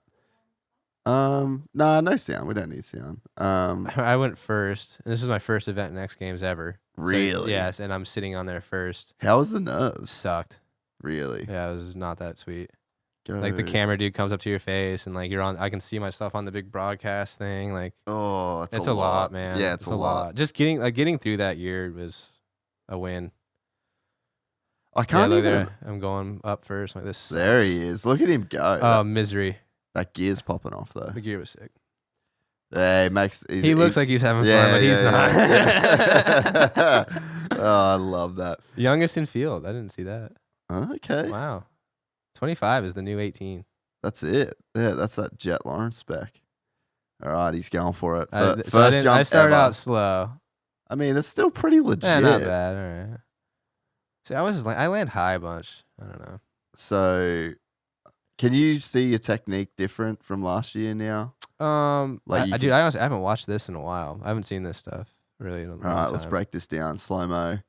So yeah, pretty good. But you see that early. lean. That lean is what's doing it, and that's really hard to not want to like lean off that lip. Like go back. So I'm going as fast as I can. I'm pinned, but back it's just a bit. that little left bit is like you dip like at the base of right the ramp. there. Yeah. And I'm just like, I need to go straighter. Do less. Do less. Just do less. I went 47 feet on like maybe my second to last one or something, which is it's good. I mean, it's 2 feet from the record last year. Yeah. So like, but then everyone went 55 feet. So who won this year? Raha. Was it Raha again? Yeah, Raha. God, it just seems like the kind of event where you just grab your dick and balls. Yeah. Like you don't just grab your nuts. No, you grab the whole thing. There is another one. See, you know what sucked was that I was getting beat, and I could just tell. Like I started to realize, like, okay, I don't think I'm really gonna move ahead of that position that I was in fifth, and I was like, I think I'm gonna unfortunately stay here. Yeah. But to keep going and still trying, like even though I kind of knew it was over, but I still kept trying to give it 100. Like it was so gnarly. Well, honestly though, like I didn't watch this last year, just to be completely honest. I think we were away somewhere, but that's pretty fucking good. That's not bad. Like I haven't seen many people hit the quarter for their first time really and look that good on Well, it. thank you. This year we're gonna have some more stacked competition too. I think it's gonna be big this year. Who else is gonna be in it this year? Creed, Raha, Cole, Behrman, myself, McNeil probably again. But then like even like Jason Borowski, he's an alternate. I bet he comes in practice and kills it and gets in too. And Novice is back. Yeah. Yep, he'll kill it. He's got a 6 set up at his house in Spain. Huh. Badass setup. So I'm sure he'll do pretty good. Yeah. So, but the Stark doesn't necessarily like help in this scenario. I mean, it would if it came down to sheer power. Yeah. But it's coming down. For me, it's technique. I need to work on my technique. Yeah. I need like time on that. I still am kind of considering this year a building year for me in quarter. I'm not really expecting to go set the world on fire there. Yeah. I'm gonna do my best, but I just need more practice time. Yeah. I've done everything I can do with what the resources I have. Yeah. And I'm definitely gonna still try to send it. Yeah. But I'm kind of going into it like a building year. It'd be hard for me to really expect to win or anything. Yeah. But yeah, I mean, when it does come down, like between Corey and Colby, yeah, that power is gonna matter. Like him having 80 horsepower to click into, yeah, that's probably a lot of a help. So Colby's gonna be on a Stark. Yeah. Fuck. Yeah. Man, that's gonna be. That's wild. where, between him and Corey, that's where you'll see that does matter. I think for me right now, it's more about technique than the power. But at that very when you're looking for like 6 inches, yeah, it's gonna matter a lot. Huh. Because last year, I think I still probably would have gone higher if I had a built motor. Everyone had built motors, and mine was like pretty roached. So you're in second? Yeah, second gear, yeah. Yeah. You could probably do third, Yeah. maybe. People have talked about it, but you're just hitting that bottom of that ramp so hard. Like, Yeah. you can't go in very much faster. Yeah. Cheese out. I heard they're trying to work on a bigger one for maybe next year. Like Yeah. a bigger radius, which would be cool. Yeah. Yeah, I think it's probably just going to come down to ramp design. Yeah, They're when that's just where gonna we're have at. to- We're pushing it so hard right now. Like, Yeah. on that ramp. It's not going to get much bigger. And does it become unsafe then if you're pushing too hard, or does it just literally max you out and you almost can't? I mean, it kind of, it's not the safest. I mean, I mean, you're like I said, you're almost like blacking out into the ramp because everything happens so fast. just so It's kind of violent. like, that's what's been weird for me. I'm trying to break it down this year and like actually understand what I'm doing, but it happens so fast. It's like, I almost can't even tell you what would be sketchy about it because it's just like maybe your knees just buckle. Like eventually you Yeah. just can't take it, and you just. Sometimes I'll get like jelly legs a little bit, and you kind of get like a weird little G out. But I mean, as gnarly as it is, it does seem to be fairly safe. Like as long as you come off straight, like the bike usually just does a 180. So Yeah. we got that going for us. Man, I'm frothing to watch Colby now, knowing Yeah, it's that gonna be gnarly. he's going to have 80 horsepower. I mean, you can't go much higher than even with power. It's not gonna be.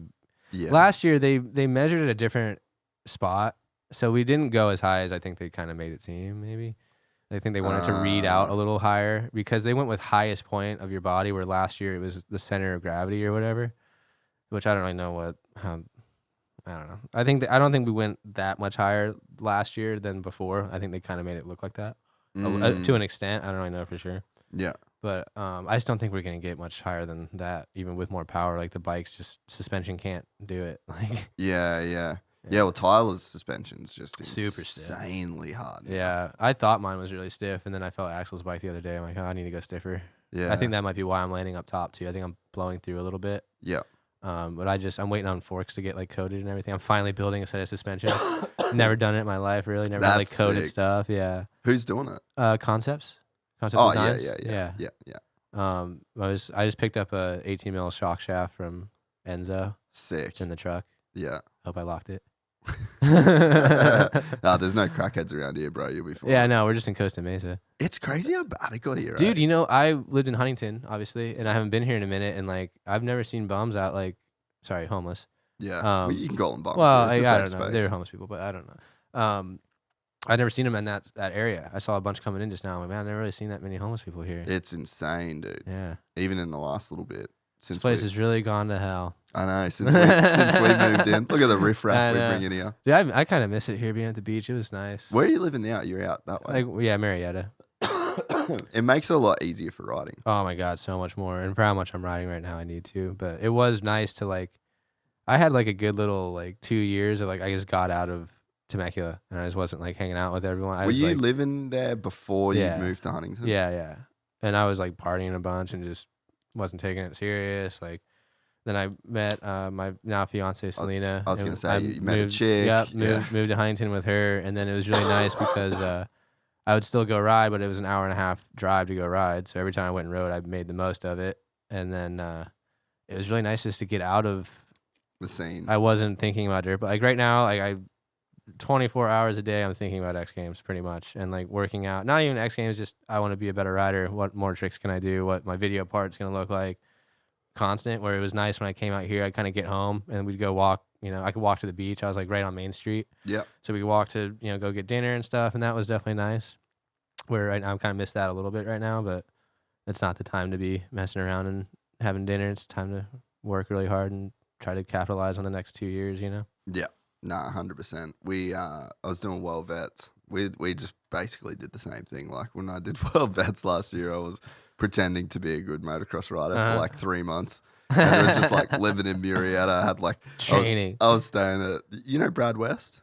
I know of him. Yeah, we were staying at his place and they got this quick shade out the back with the gurney, the pressure washer, Just like the full garage set. the stopwatch national kids setup, like the classic Temecula. Yep. And I was just like living the fucking dream. I was like sleeping on the mezzanine floor, like just out in the open. I was like, I'm fucking living it, bro. Just every day new parts on my bikes. Yeah. And then as soon as that race was over, I was like, cool, I'm not riding anymore. That's real life. We're going to the beach.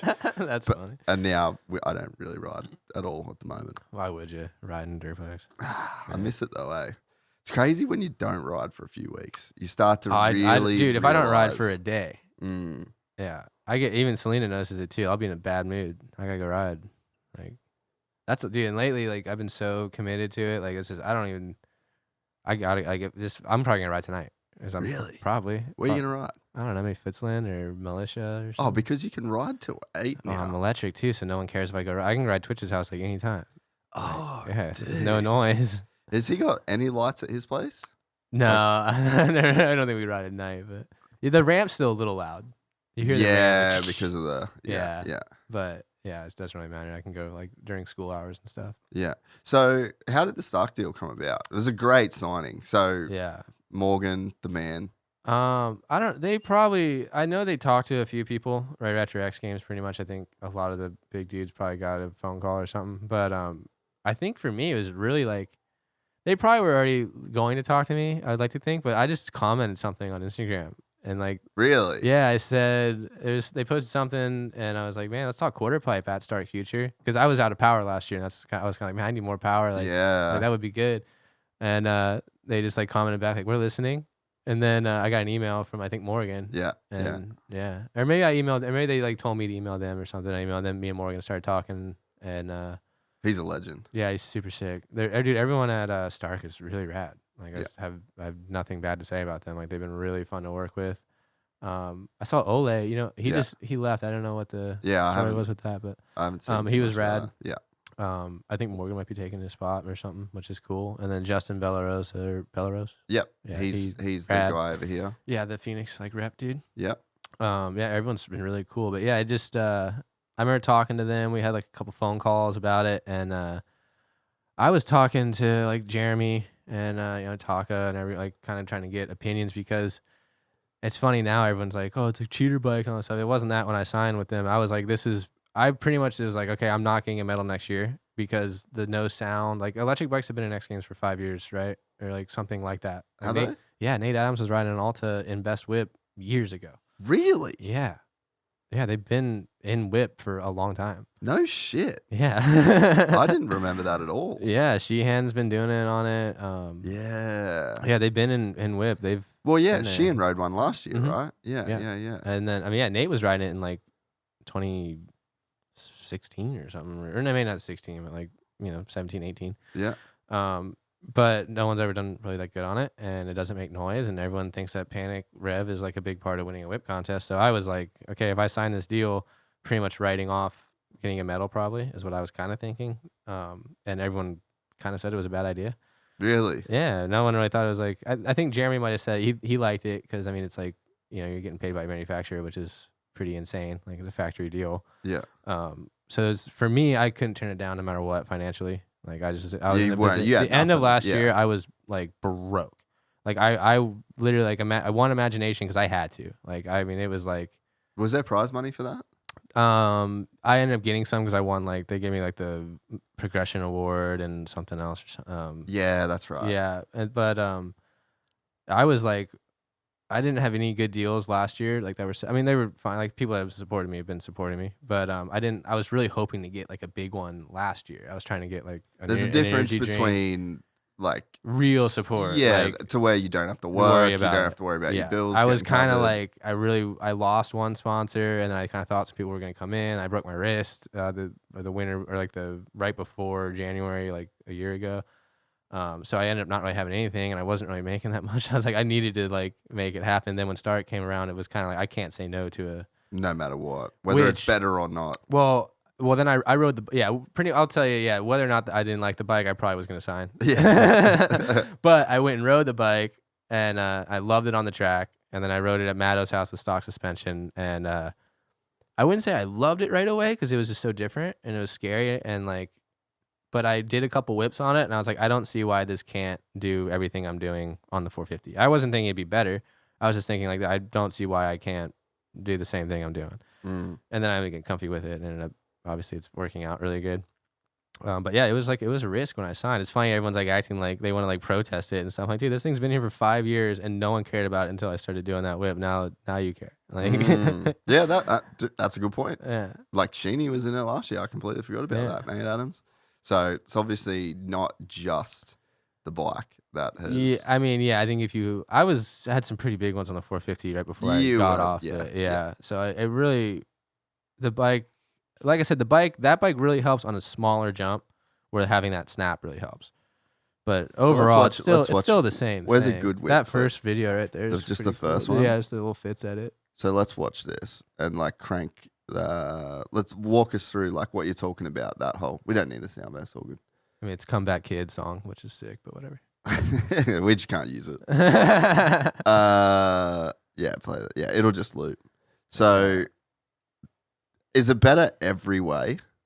Pretty much. Yeah. And what do you? Oh my, they're so disgusting. It doesn't feel like that. They're so. It doesn't feel that gnarly. I'll do it, and I don't think it was like a good one. And someone shows me a clip. I'm like, oh damn. Like full blown disgusting. It doesn't feel like that.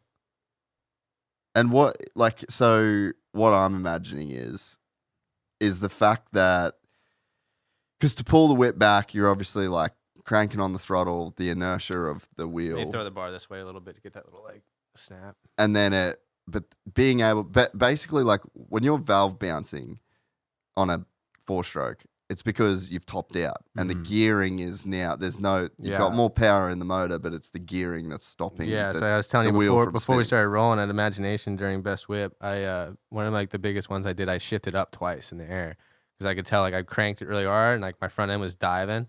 So I just started grabbing gears and like I kind of, it's like when I realized I'm like, dude, like wheel speed, I started thinking about like, I wonder if I could come off the lip and like grab third and just smack it or something. Like wheel speed is important. So yeah, well, and it's not until you ride one of these for the first time, well, like at Glen Helen, dude, I got one before World Vets because I did World Vets on it, and I hit the finish line and just gave it a rev in the air, like almost out of habit, and just the thing just.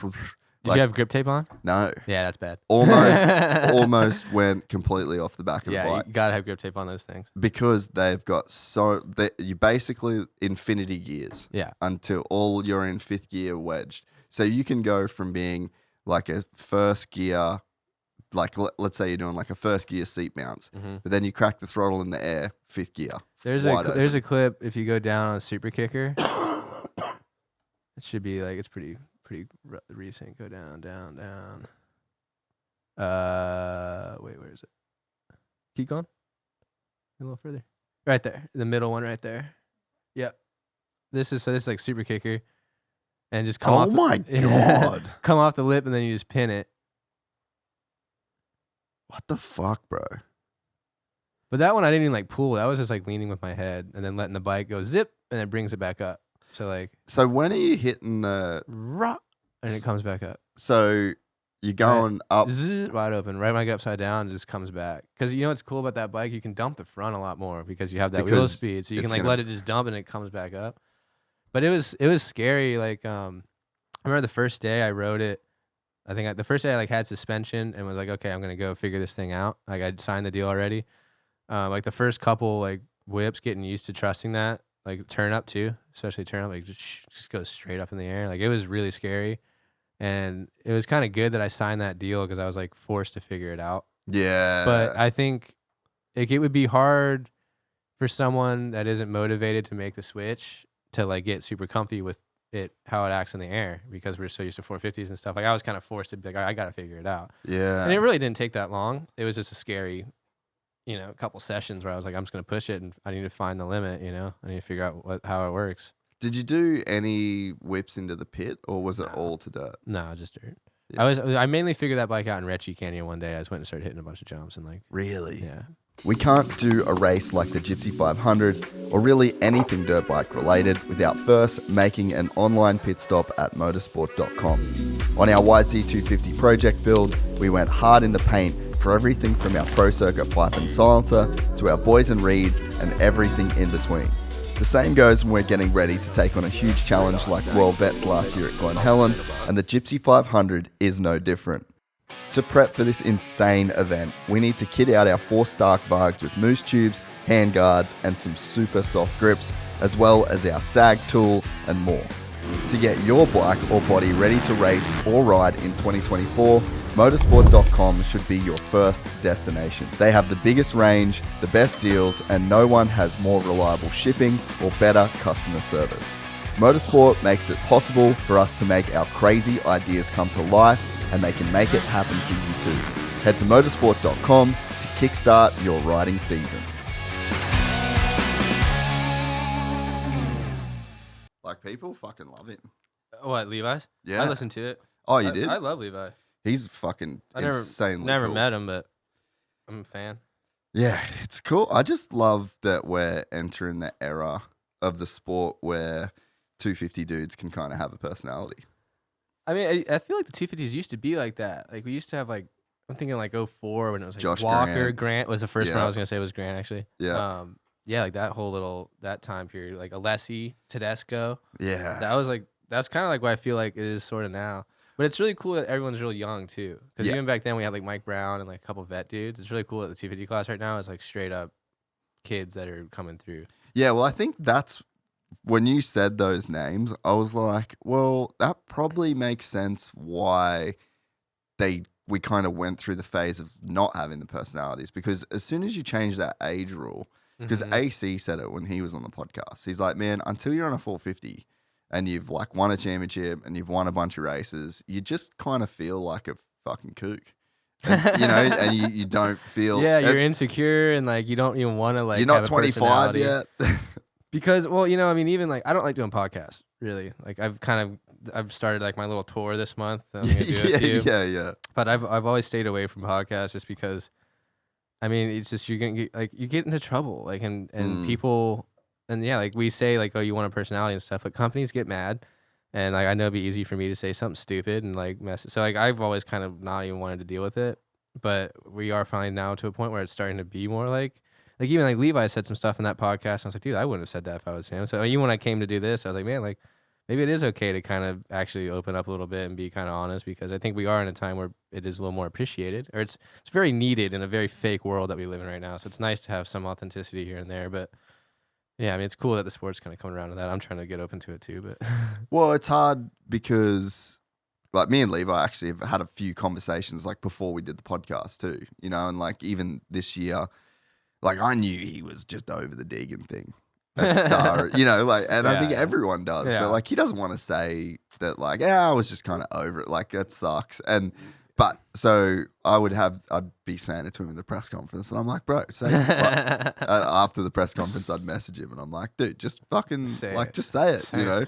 And he's like, because it brings attention, and it brings and when you've got a job to do, and when you've got a team, and sometimes the juice isn't worth the squeeze. And I bet you he probably doesn't care that much. Yeah. So like, and that's like me too. Like when they have this stuff I could talk about that like makes you mad, like, do I really care that much? Yeah. So it's kind of, but you want to be honest and like, yeah, that's tough. But he probably doesn't care that much. That's probably why he doesn't really say like, he's probably not like, you know, has a grudge towards him, really. He's probably, this is just the situation, and it was a lame situation, and whatever. Like, that's just how it is. There's no point in, like, being really mad at the guy. But. No, but what's cool is, well, I guess from that fan's perspective, is, like, it's tea. It's drama. Yeah. It's, you know, so, like... I've enjoyed watching it. Yeah, you're like... and he's handled it good. Yeah, and you're feeding that. Like, so you've got to have a level of, like, knowing that you're playing the game. For sure. And then, you know, I think that with myself. Like, there's stuff that I know I'm playing the game. I know those guys probably don't want to talk about this, or I know, but that's what you've got to give people. You've got to create stories. You've got to build. And if it's actually there, you know, it's not fake. Yeah. But you kind of hamming it up a little bit, because it's like it gives people something to. For sure. So there is like a balance to walk there. But I just think it's cool that we're kind of getting. Also, too, it's not just the drama that's cool. Like, he's fucking cool.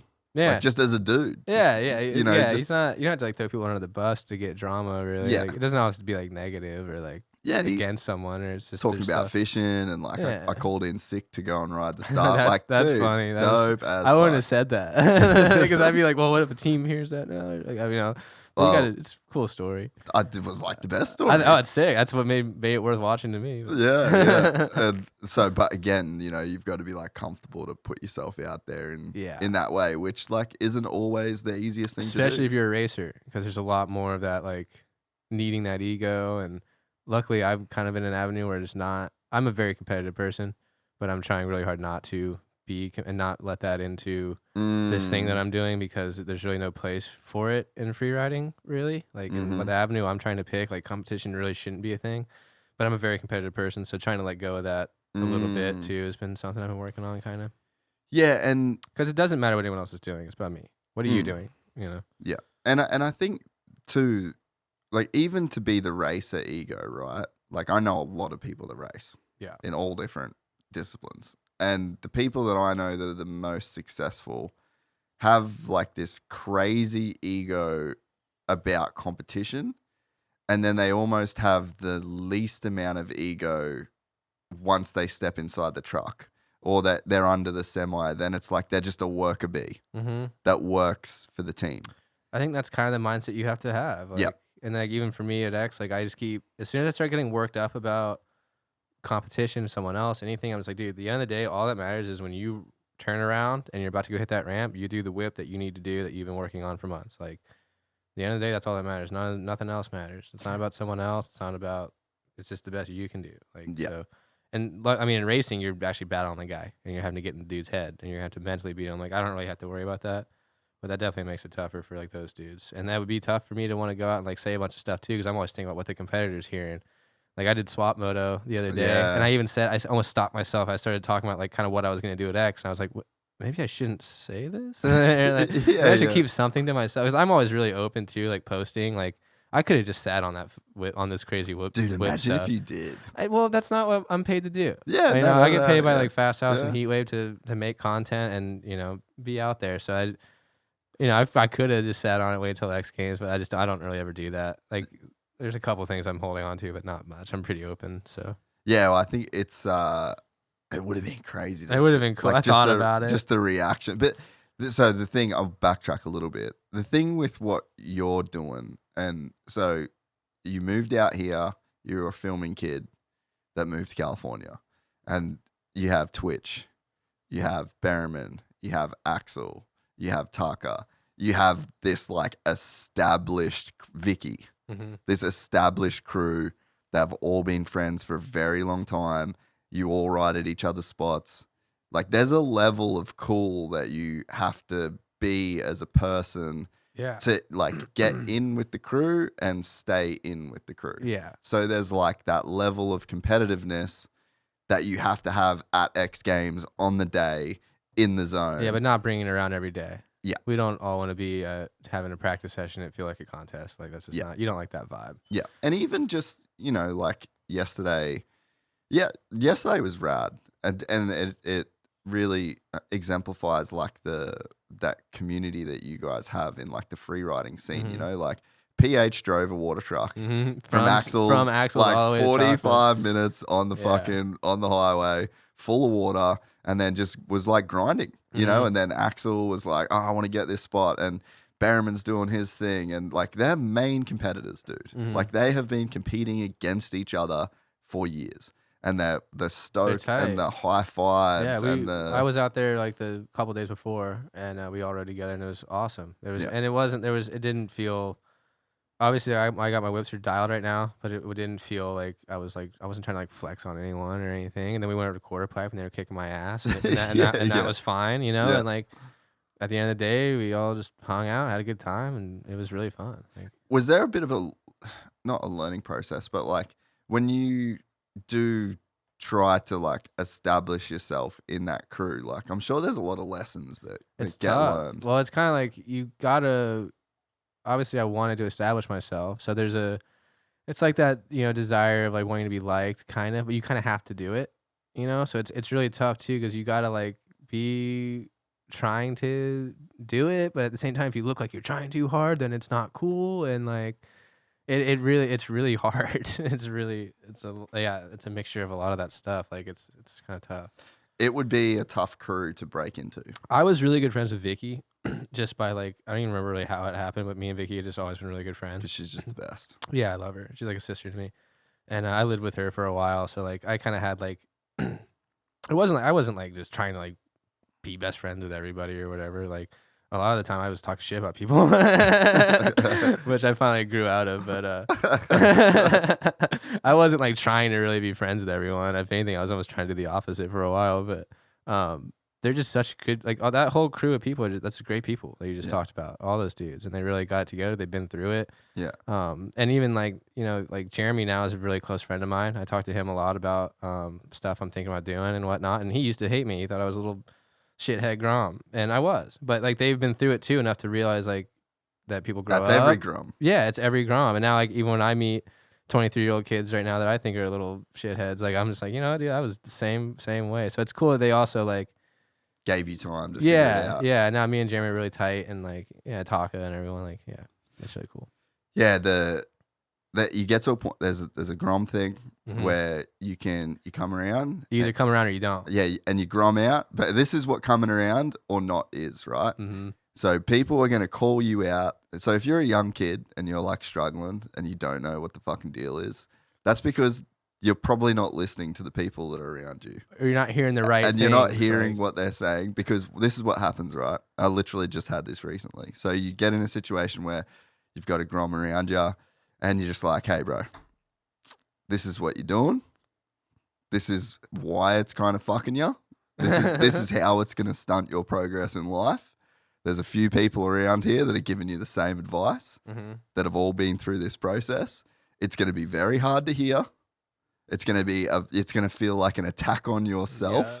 It's going to feel, you're going to want to recoil away from this advice, and you're going to want to recoil to the safety of being a fuck up Grom. Yeah. But that's well put. If you listen to this, and if you can deal with how much this hurts right now to be told that you really suck on like a bunch of different levels, you can grow from this. Yeah. And in that quick, you can fucking turn your life around, and you can skip all these steps that could take a person fucking years. And some people never learn. Well, for me, I had people around me trying to help for a while there. Like I was just like depressed. I don't even know. I was partying a lot. It just wasn't a good time. And was this in that HB days? No, HB days it was like better. Before Temecula. Yeah, it was like it was into like first Temecula round. And I had people trying to help, but even like for me, it's one thing to see footage of what I'm doing riding and then actually making it associate to something in my mind if I'm trying to fix something. Like actually understanding it and being able to grasp it truly, it just comes with you. So like, I had people telling me these things, but I still didn't. It's like you're saying, like you would want to just listen, but I still didn't like register. I just didn't get it. Like I knew what the issues were. I knew where I needed to be better as a person and everything, but it's hard to like, unless it clicks in your head for you. You're not. You have to accept it. It's tough. It's a weird, but there really is a time where like you kind of like I'm either gonna do this or I'm gonna figure this out and be an adult or whatever. Like but it's tough. It's a fucking crazy process. And that really was the whole past 5 years of my life, was like in this scene with these people and like they're all cool and like, but I'm messing up and it's like trying to navigate it, figure it out. It's hard, man. But hey, Brian Deegan once said, "Who said life's supposed to be easy?" The general. He quoted that once. I think I screenshotted it. Yeah. I used to send general quotes to Durham. Like real positive, like general quotes all the time. Like I'd screenshot it, like, "Hey, who said life's supposed to be easy?" General. Dude, he's a fucking savage. Deegan? Oh, yeah, gnarly, dude. He's 50. I got mad respect for Deegs. I'm not like shading. No. But no, like I'm saying like he is that, like he does have fucking quotes, bro. And he lives that shit. Been there, done that. He's had a heavy one. I love he said it in, I think it was like the first, well, I can't remember exactly what he said, but it was something along the lines of like, "Oh yeah, you could have all this cool shit too. You want a fucking backflip, pussy?" Like, so he basically was saying, that's the thing about him too. He's like, he did however it old all. he gets, you go back and look at the shit he was doing, it was gnarly. And he's still gnarly. He's Yeah. fucking 50. Is he really 50? He's 50, bro. Damn. He turned 50 this year. He's fucking jacked. The dude still runs every single, like, he's still on that same Brian Deegan shit. Well, I think once you get to that level, you kind of stay there. Like even like I've been training a bunch, and like I almost can't imagine not. I'm probably will fall off a little bit after X Games because there's no reason. Oh, I have X Games in Australia for Freestyle Kings. Oh, Perth. are you doing the Perth thing? I fly out the Monday after X Games. Yeah, I think we're all pretty much. Are you going? I'm not going to go to that, No. but like Berriman's going to go. Yeah, I think they're yeah. coming over to the Gold And then Coast Hill after. Jam is at the end of the next month too. So like this next month's gonna be gnarly. Yeah. But as I'm in this like spot where I'm just waking up, eating good, training a bunch and stuff, like I'm kind of having a hard time imagining not doing that now. Like I think like Deegan, he's just been doing like such a good, solid program. Like it's hard to stop. And all of the things in life are so dramatically affected by compounding.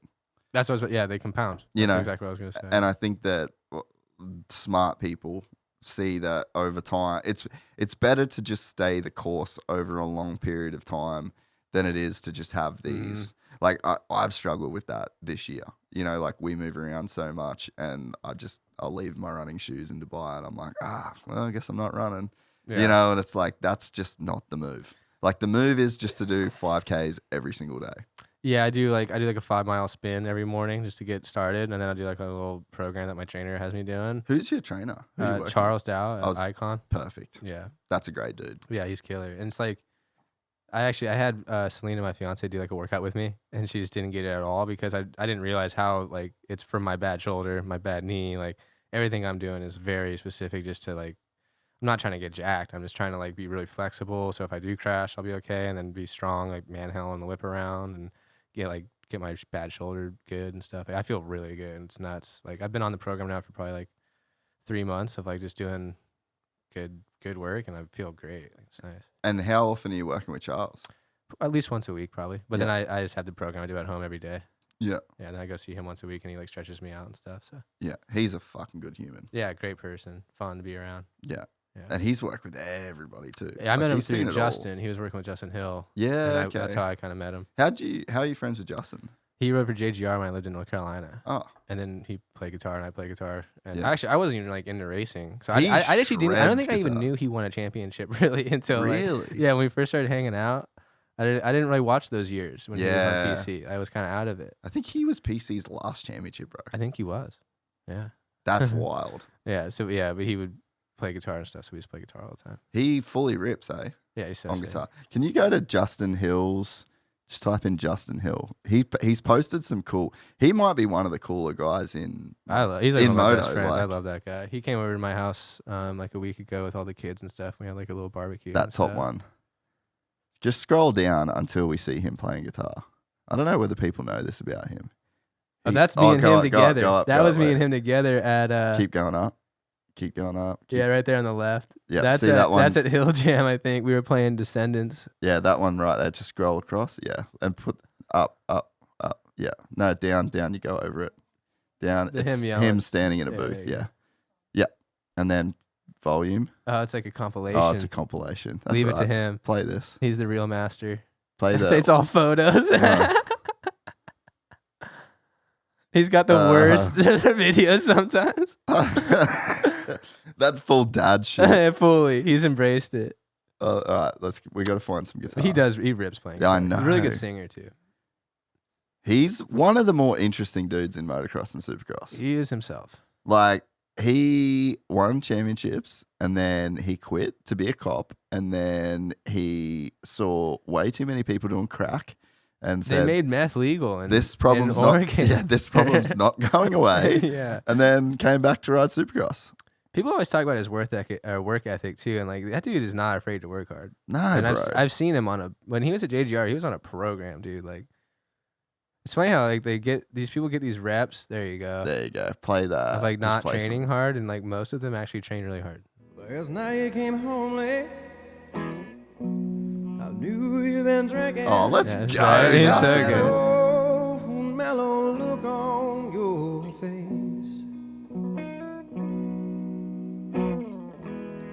Thought it don't matter Oh, let's go. since the holiday season. You fell felt such an empty space. Then I lay down. Good voice. Yeah, he's eh? a really good singer. He's almost a better singer than he is guitar player, which is saying a lot. In the sun, her feet is one. In the sun, married. Just by himself in his studio in That's so Oregon, good. in his little shed. There's some stuff of him like fully ripping though. We played like some shows together before too. It's been really fun. That's the only time I've been on stage like playing. Really? Yeah, it's Go with him. scroll down further. There might be some more stuff down a bit. Would there be videos of you and him on stage? It would have been. Oh, that's the old sandpit spot. I don't remember. It was probably after this. I don't know if he posted it or not. He was ripping on JGR. You remember his first couple races on a 450? He was Yeah. like out Wait. for ages. It was at Tampa. He was like insanely fast at Tampa, bro. We always joke. We always like, because you know, you meet like a fan or something. They kind of always have like one question. Like they have a thing loaded up, right? Mm. Like for me, it's like, how's that start? Yeah, You know? yeah. And we always joke. I'd be like, Tampa, Yeah. 14, Tampa, huh? Yeah, let's have that again, huh? Yeah, I used to have so many people like come up to him and be like, hey, Tampa, let's have another Tampa night, huh? Bro, he was Yeah, ridiculous. he got a good start. He just never gets a start, dude. Like ever. Like I think Tampa was the last good start he ever got. Probably. That's wild. Probably mark my words on that. If he gets a good start and he's like up front for a lap, it's on. Well, did he podium? He podiumed one of the last races of last year. 23, right? 23, yeah. Yeah. Yeah, he podiumed the last race, I think. So that would have been a decent start. Yeah, true. I bet. Yeah, I think And he did he get a was good on the start. box. Yeah, You know. Was there anything else down there? Was there you guys on I think that's stage? us riding two strokes. Actually, that's when we were getting ready for straight rhythm right there. I completely forgot that we were. Yeah, we tried to we do. were doing it together. We should definitely talk about that. Where is that one? That's like when it was all happening. We were riding at that place. I forget that track. Oh, we did that hill climb together too, right there. Huh. Yeah, he's a fucking cool dude. Yeah, man. straight rhythm. That was a great one. He's a really nice guy.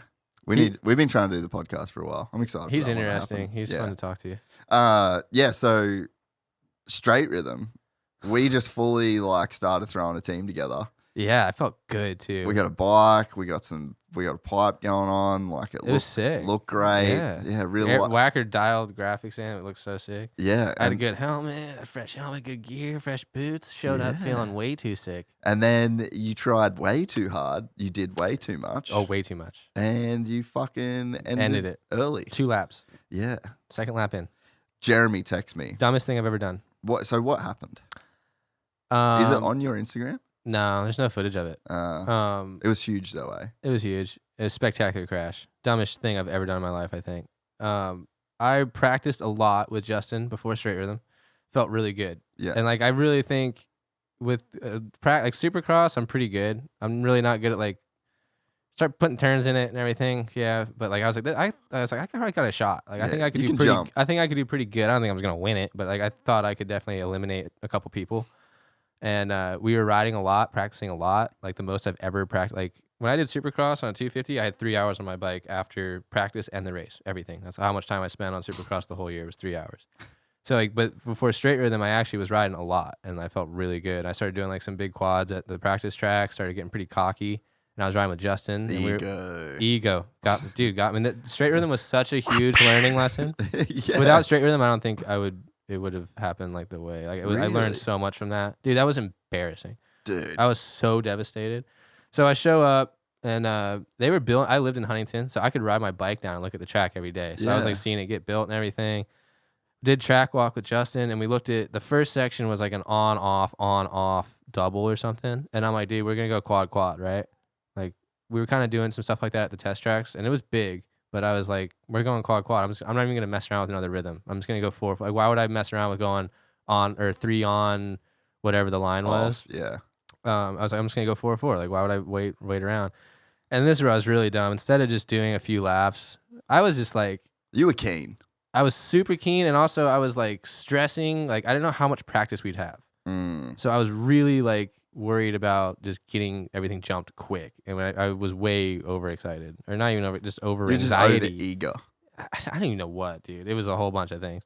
But I go in first lap. I went 3 onto the table without even taking a sight lap. Like so literally, the first section just went 3 on off or something. Like, and then my ego even goes up even more. Because you're like, oh, I'm killing So it. now I'm like, oh, I not only can I do it first lap, but I did it. Like, you know, so like I'm just so cocky. I went skim the whoops, hit the finish line first lap, and then I'm like, fuck, I'm just gonna hit this quad.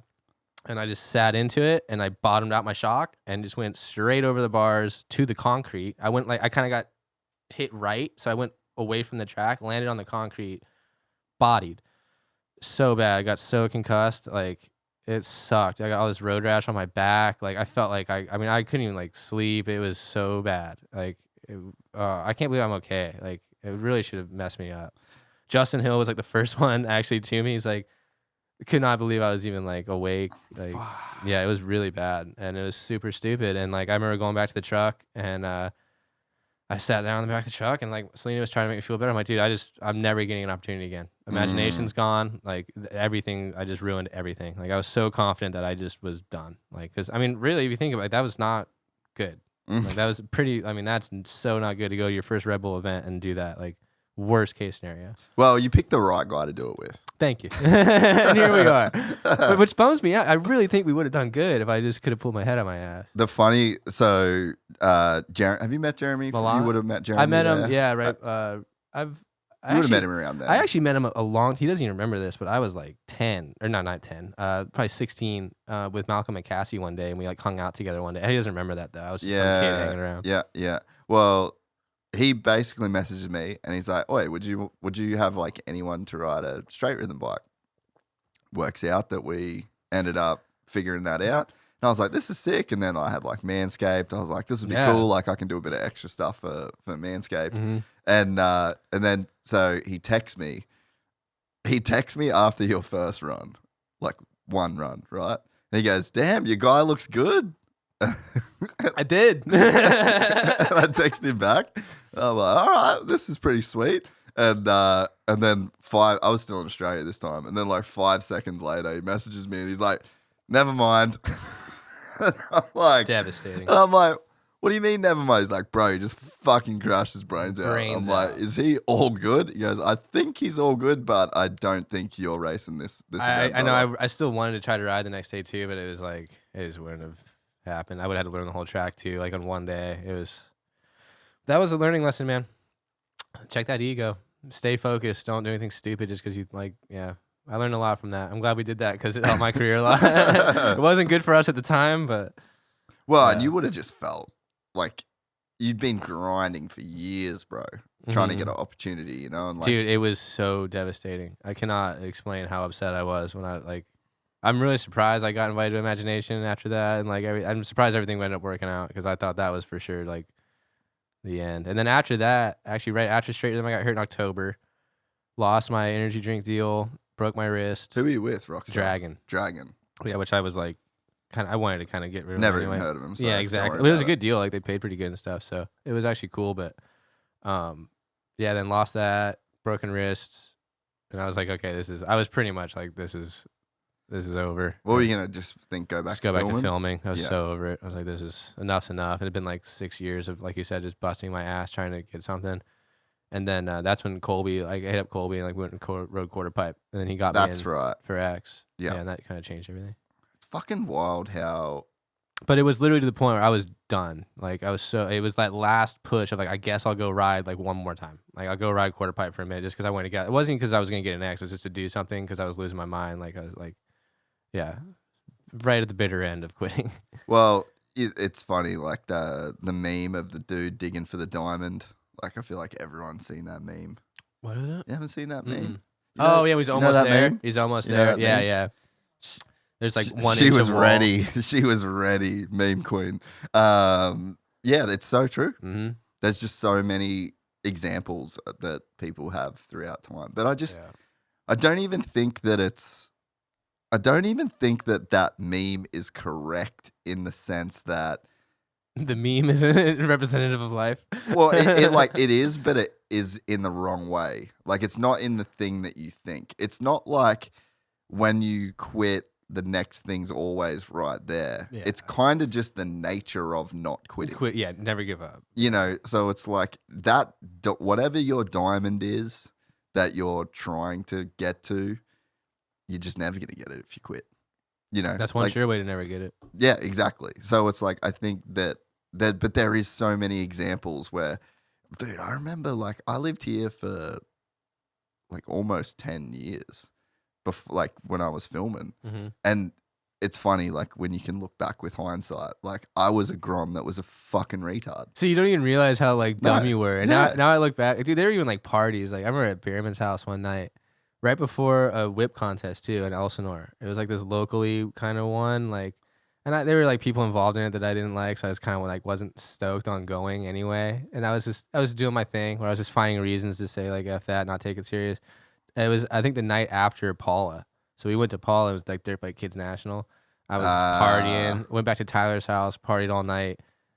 I think I broke his door or something. I fell over and like I don't even remember. I guess Tyler tried to like have a talk with me at one point. I woke up outside like by his pool on the couch like at 1 PM. It was like I'm sweating. And the contest, I was getting calls like people showed up to Tyler like, "Where's Patrick? The contest is in like 2 hours." I'm driving to the contest like puking out the van and stuff. Like I still ended up like riding the contest. But I just didn't care. But it was.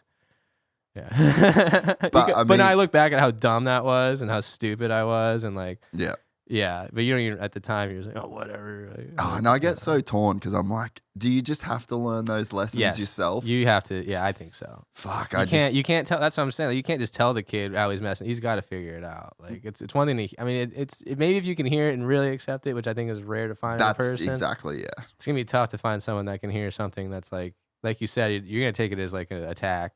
Bro, when I first moved here, this is how fucking cocky I was. I didn't even get a media pass to film Supercross. You showed up. I just fucking did it. And I worked for a team. And I could have got a media pass, but I just fucking didn't. I was just, it's fine. And I used to just like walk in with a camera and I'd be like, I get in fine. And I walked down the track and had a vest, had the that's OGO not cocky. film. That's just kind of killing it. But then what happens is that fucking train leaves the station. It does catch up with you on the one day that like you've got some important thing that you need to do, and you know, and it's just all this like easily avoidable shit. You know what I mean? Yeah, knowing what I know now, I could have gone back on a lot of things and changed it. Could have not done that quad second lap. You know, that's an easy one. That's a real quick one. But then you fast forward to Imagination, you've learned X Games was the biggest from Straight Rhythm because I was like, when I went to X Games, I was like, whatever you do not crash in practice. Like, I mean, maybe probably don't crash in the show either, but just basically, I was like, dude, don't Straight Rhythm. Yeah. And I went to X Games and I was just trying to be I didn't hit Next Gen last year because I was looking at it in the parking lot and I was like, you know, like this thing's kind of in my head and my whole goal this year is to not do anything stupid, so I'm gonna not even jump it. Like. I wasn't even giving myself the opportunity to go like 20 feet deep and weed it. I was just so hyper focused on not doing what I did at Straight Rhythm. Yeah. Because there's so many people that can send it. Yeah. And I'm not one of those, really. I'm not like a go for it type of dude. And that's like at X Games, you end up competing with dudes they do that. Yeah. But I think at the upper echelon, like a dude like Tyler can send it as gnarly as anybody, but he's also maybe the most technical. So he's calculated. He's not going to be the first one to do that, but he will do it. Yeah. So he's got both. But in terms of like your position, trying to get into X Games and trying to like establish yourself as a dude that gets an invite every year, the temptation is to send it and just to make a name and to show yourself, you know. But it's like there's so many people that could just go and send it one time at X Games. And sometimes that is kind of what, that's what, like, I'm not taking whip for granted, dude. Like, someone could just huck one. You never know. Like, I'm not really like a go send it type of dude. Really, I'm pretty cautious. I'm really calculated. But you need to have a little level of that for sure. Yeah. But I think to establish yourself, you need to. It's more than sending. You have to have you have to be like this reliable dude that they know is going to show up, that they know is going to be year after year, and just to consistently be that guy takes a lot more than just being able to go and huck some. That's shit. when you're like a professional athlete. Yeah, you know. And then like, you know, if I do win a medal, the night might be cool. I bet Saturday morning I'm thinking, well, I gotta do it again next year. Mm-hmm. You know, I'll be thinking about next year as soon as I get that medal. I'll be like, all right, I better back it up. Yeah. You know. So, how is Imagination different for you? Because I feel like that was really your like breakout performance. It was cool to watch. Thanks. It was well. That's like just I've always seen that event and thought it was like just like it's so my event. Like it's just free like dirt to dirt jumps and like that's just really my style. Like that event really kind of was like perfect for me. Like I've always kind of thought I would do pretty good there because I like going to the hills and hitting jumps like that. And that course is just kind of like the ultimate. Yeah, it's not like the hills really. It's very like Baker and Bierman together have like their like it feels I can tell like that it's built by them. Like, Yeah. once you hit one lip, they all kind of hit the same a little bit. And even like we went to Chocolate Mountain, that jump over the shark fin, like the big double, right in front of the fishbowl, like you go over it. Yeah. Yep. Like that double. Like that was pretty scary, but just knowing that Baker built it, I knew kind of how to hit it. How big was that? I don't know. It's pretty big though. Yeah. It's probably like 95. I think with Baker's lips is like, what gear is it? And then if you know the gear, you know that at the bottom of the ramp, Which if I you don't just because I don't fully have a wrap gear, it, but what's that? I don't have gears, but Yeah. It makes it tougher for a you. little bit, but it's still kind of the same.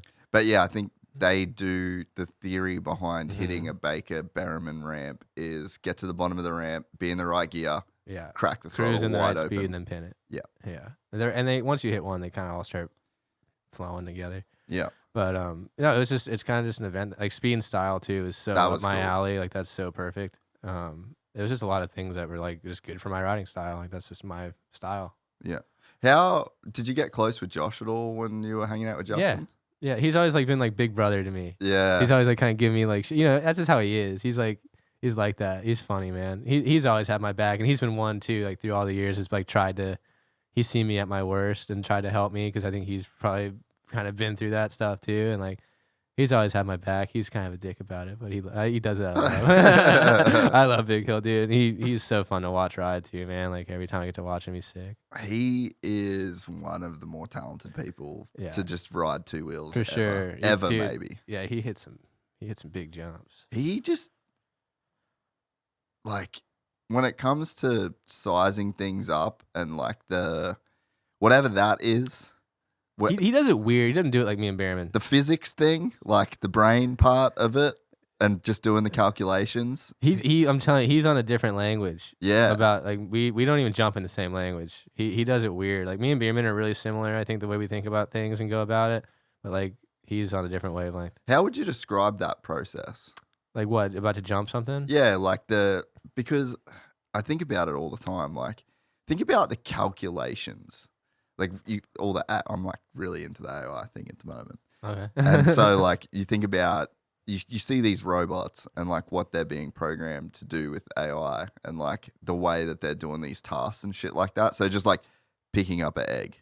Mm-hmm. Like there's so much That goes into it. there's so much shit that a human can do that is like you've got a fucking crazy machine that's like hooked up to this crazy computer and then it's like they can get it to pick up an egg.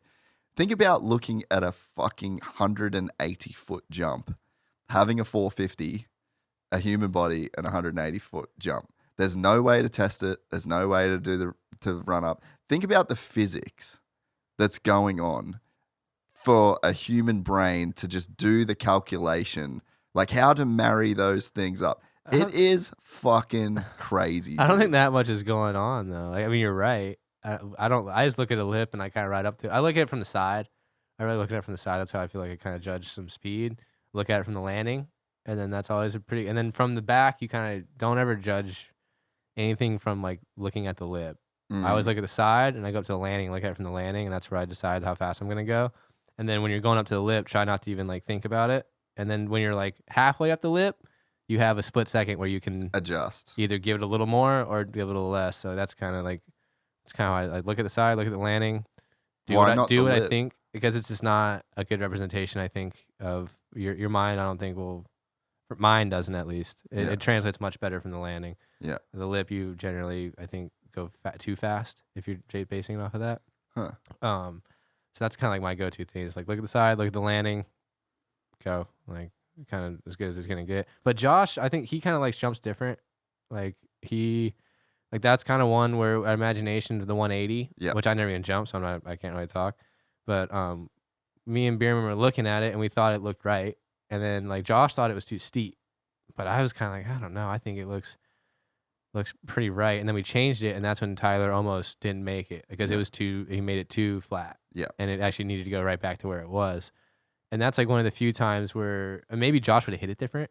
You know? But I just knew for me and Tyler, the way we hit it, like that it was right. You know, I could tell. And then, but that's like, Josh is one of the few people where we actually disagree on how jumps should be built sometimes because he just has such a different style, I think. What does he do different? It's hard to say. I can't really say because like sometimes he wants it steeper than I think. Sometimes he wants it flatter than I think. He's always just kind of got. We're just not on the same page. I think when we're looking at jumps, really. Yeah. He looks at it different than I do. Yeah. I don't really know what. Yeah, because he is one of those guys that can pretty much jump anything. Yeah. You know, but he like, thinks about it completely different the way I'm thinking about it. Yeah. But yeah, I just always think about like what it would take to calculate that. Oh God! Like if you had to get a computer to jump it. Yeah. Yeah. That's the gnarly thing about what we can do. You know, and I just think that is one of the most like mind-blowing talents that you guys have. Like even yesterday, like I've been riding bikes my whole life. I ain't jumping any of that shit, bro. You know, like there's just a level where that's just too much. I like turn it off now, like because if I looked at the jump, I would think that too. I'd be like, I'm not jumping that. Like, and I see Tyler and Axel hit quarter pipe, like I'm like, I can't do that. When I see them crank a big whip, I'm like, I'm not even close to that. It doesn't feel like that to me. Like I don't feel better than anyone or anything. Like, you know, you watch those dudes do that stuff and they're gnarly. Like, it's gnarly stuff. Like, even like the fishbowl jump at Tyler's, the first time I went to jump it the other day, like no one was down there yet. I'm always like the first guy out usually. I'm excited. But I remember going up to the lip and I was like, don't even think about it. Because I was looking at it, like trying to judge it. And I was like, just hit it hard. And I just hit it. You know, I didn't even think about it and I greased it. But I was like, man, if I actually sat and looked at it, I'd probably get scared. Like, just go. Yeah, like, your body kind of knows how to do it when it's going at it. Like, yeah. What was your reason for not jumping the 180?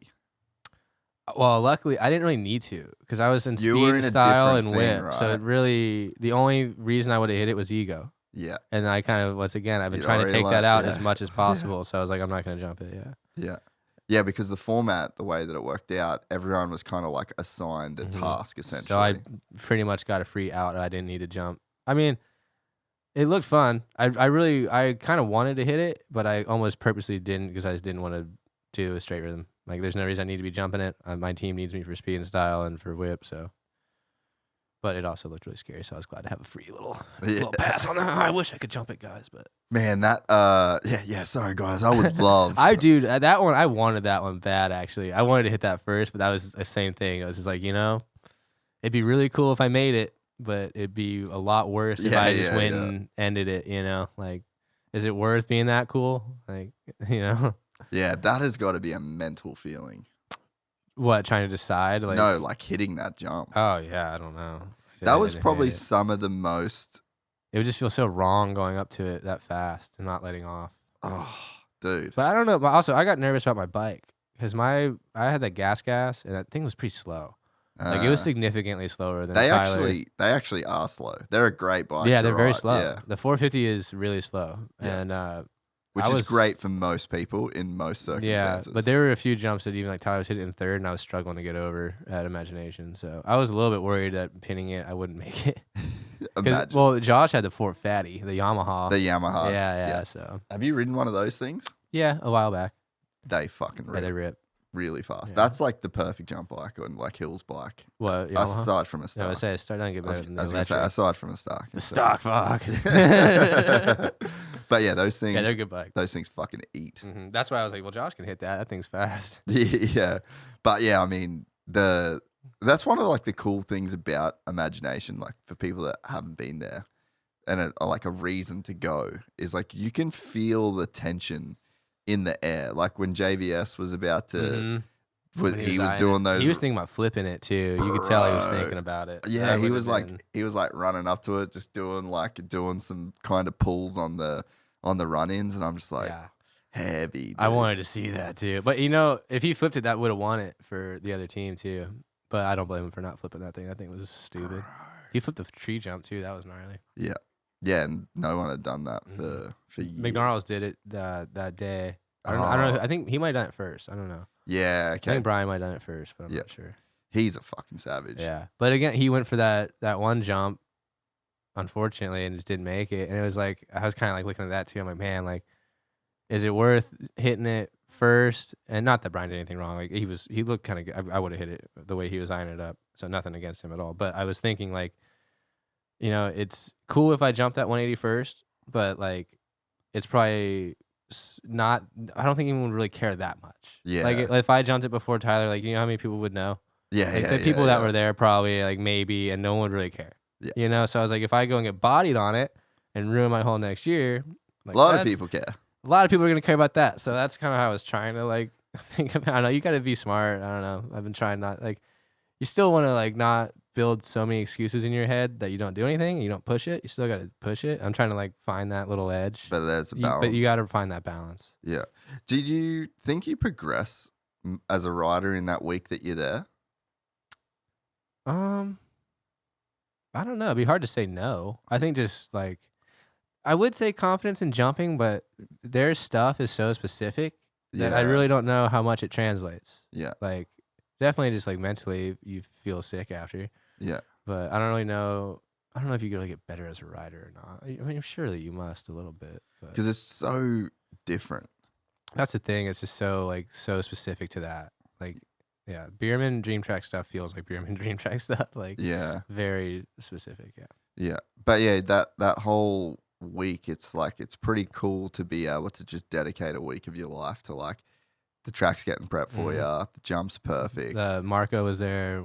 Yeah, working on you physio, guys. yeah. You kind of Chef. that seems like, yeah, dude, how good was the It was food? awesome. And it was more like a mental learning thing for me. Yeah. And that's kind of how I've been going about everything lately, but that's more what it was. And did it feel like a bit of a step up for you in that, like after that event, did it feel like, was that a bit, because I know you're trying to take a bit of like a measured approach to it based on the last few years, but that had to feel like a bit of a definitive kind of point to do so well at that event. Yeah. It definitely, like, I remember that night, because Whacker actually flew out, who owned the bike I was riding and has just had my back since like day one. He's the man. He's the man. And I wouldn't be riding if it wasn't for him.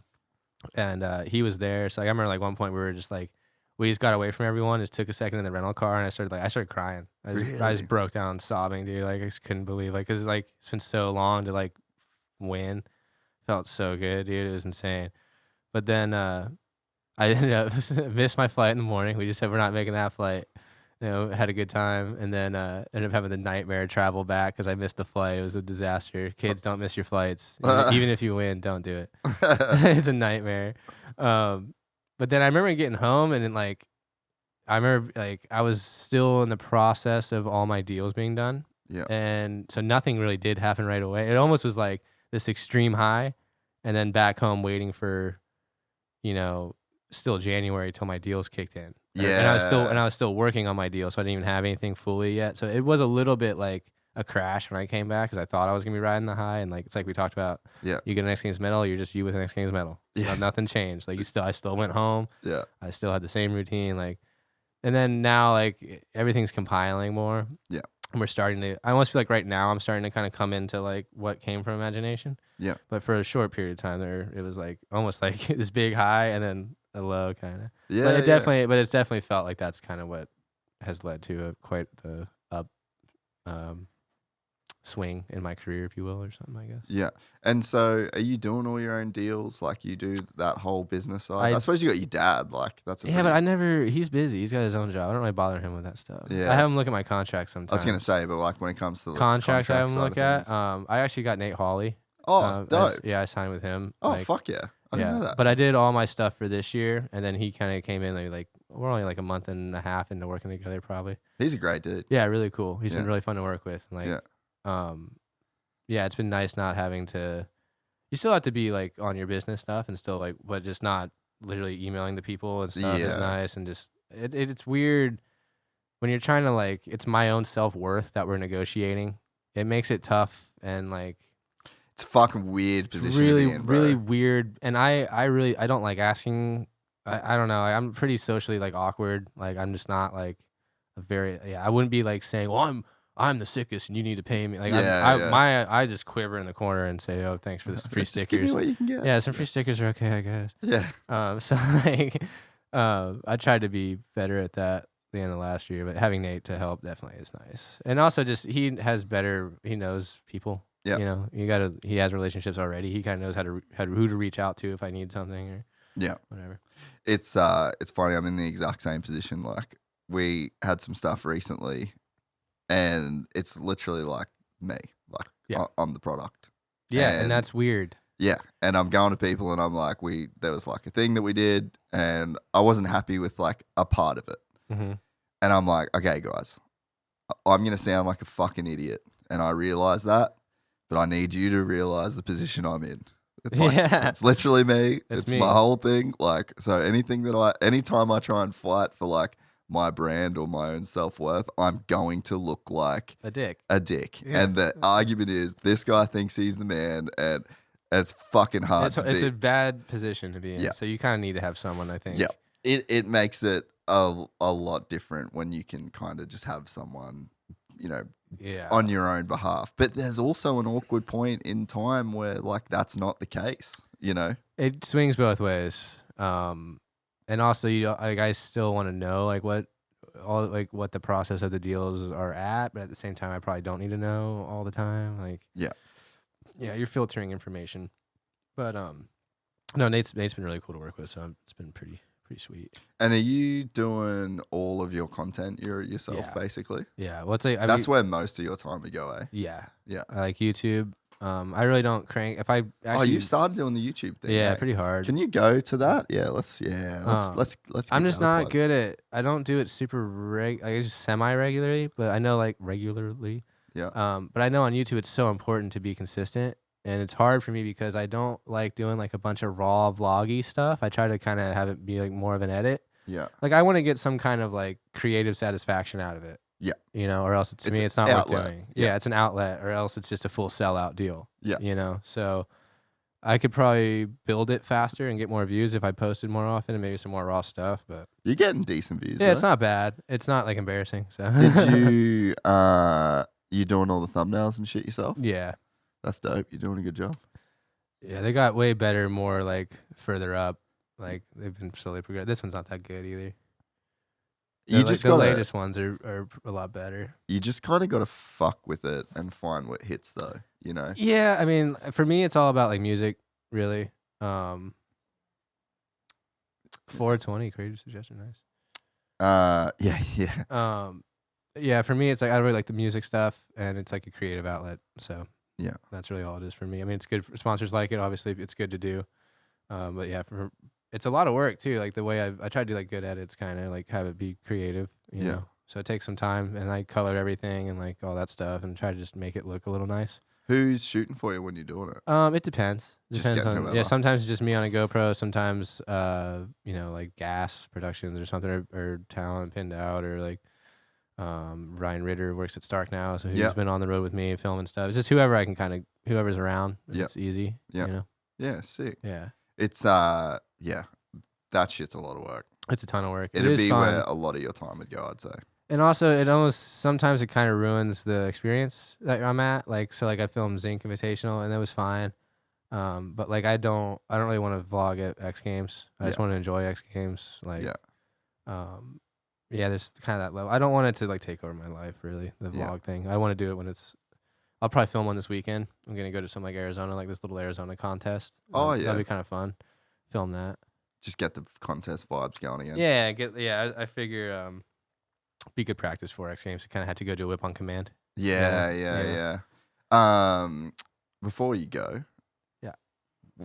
How deep did you get into guitar? How long have you been playing guitar? I've been playing I played when I was a kid. Okay. And then I got like a benign like cyst on my wrist. Really? Yeah, I had like a little like bump like that would come right here. When I started playing, it started hurting my hand. Oh, so you got almost like an RSI kind of injury. Yeah, I couldn't play anymore. Like it just literally hurt. So like I stopped, and then when I met Justin, he was playing. And I was like, I used to play guitar, so I started playing again.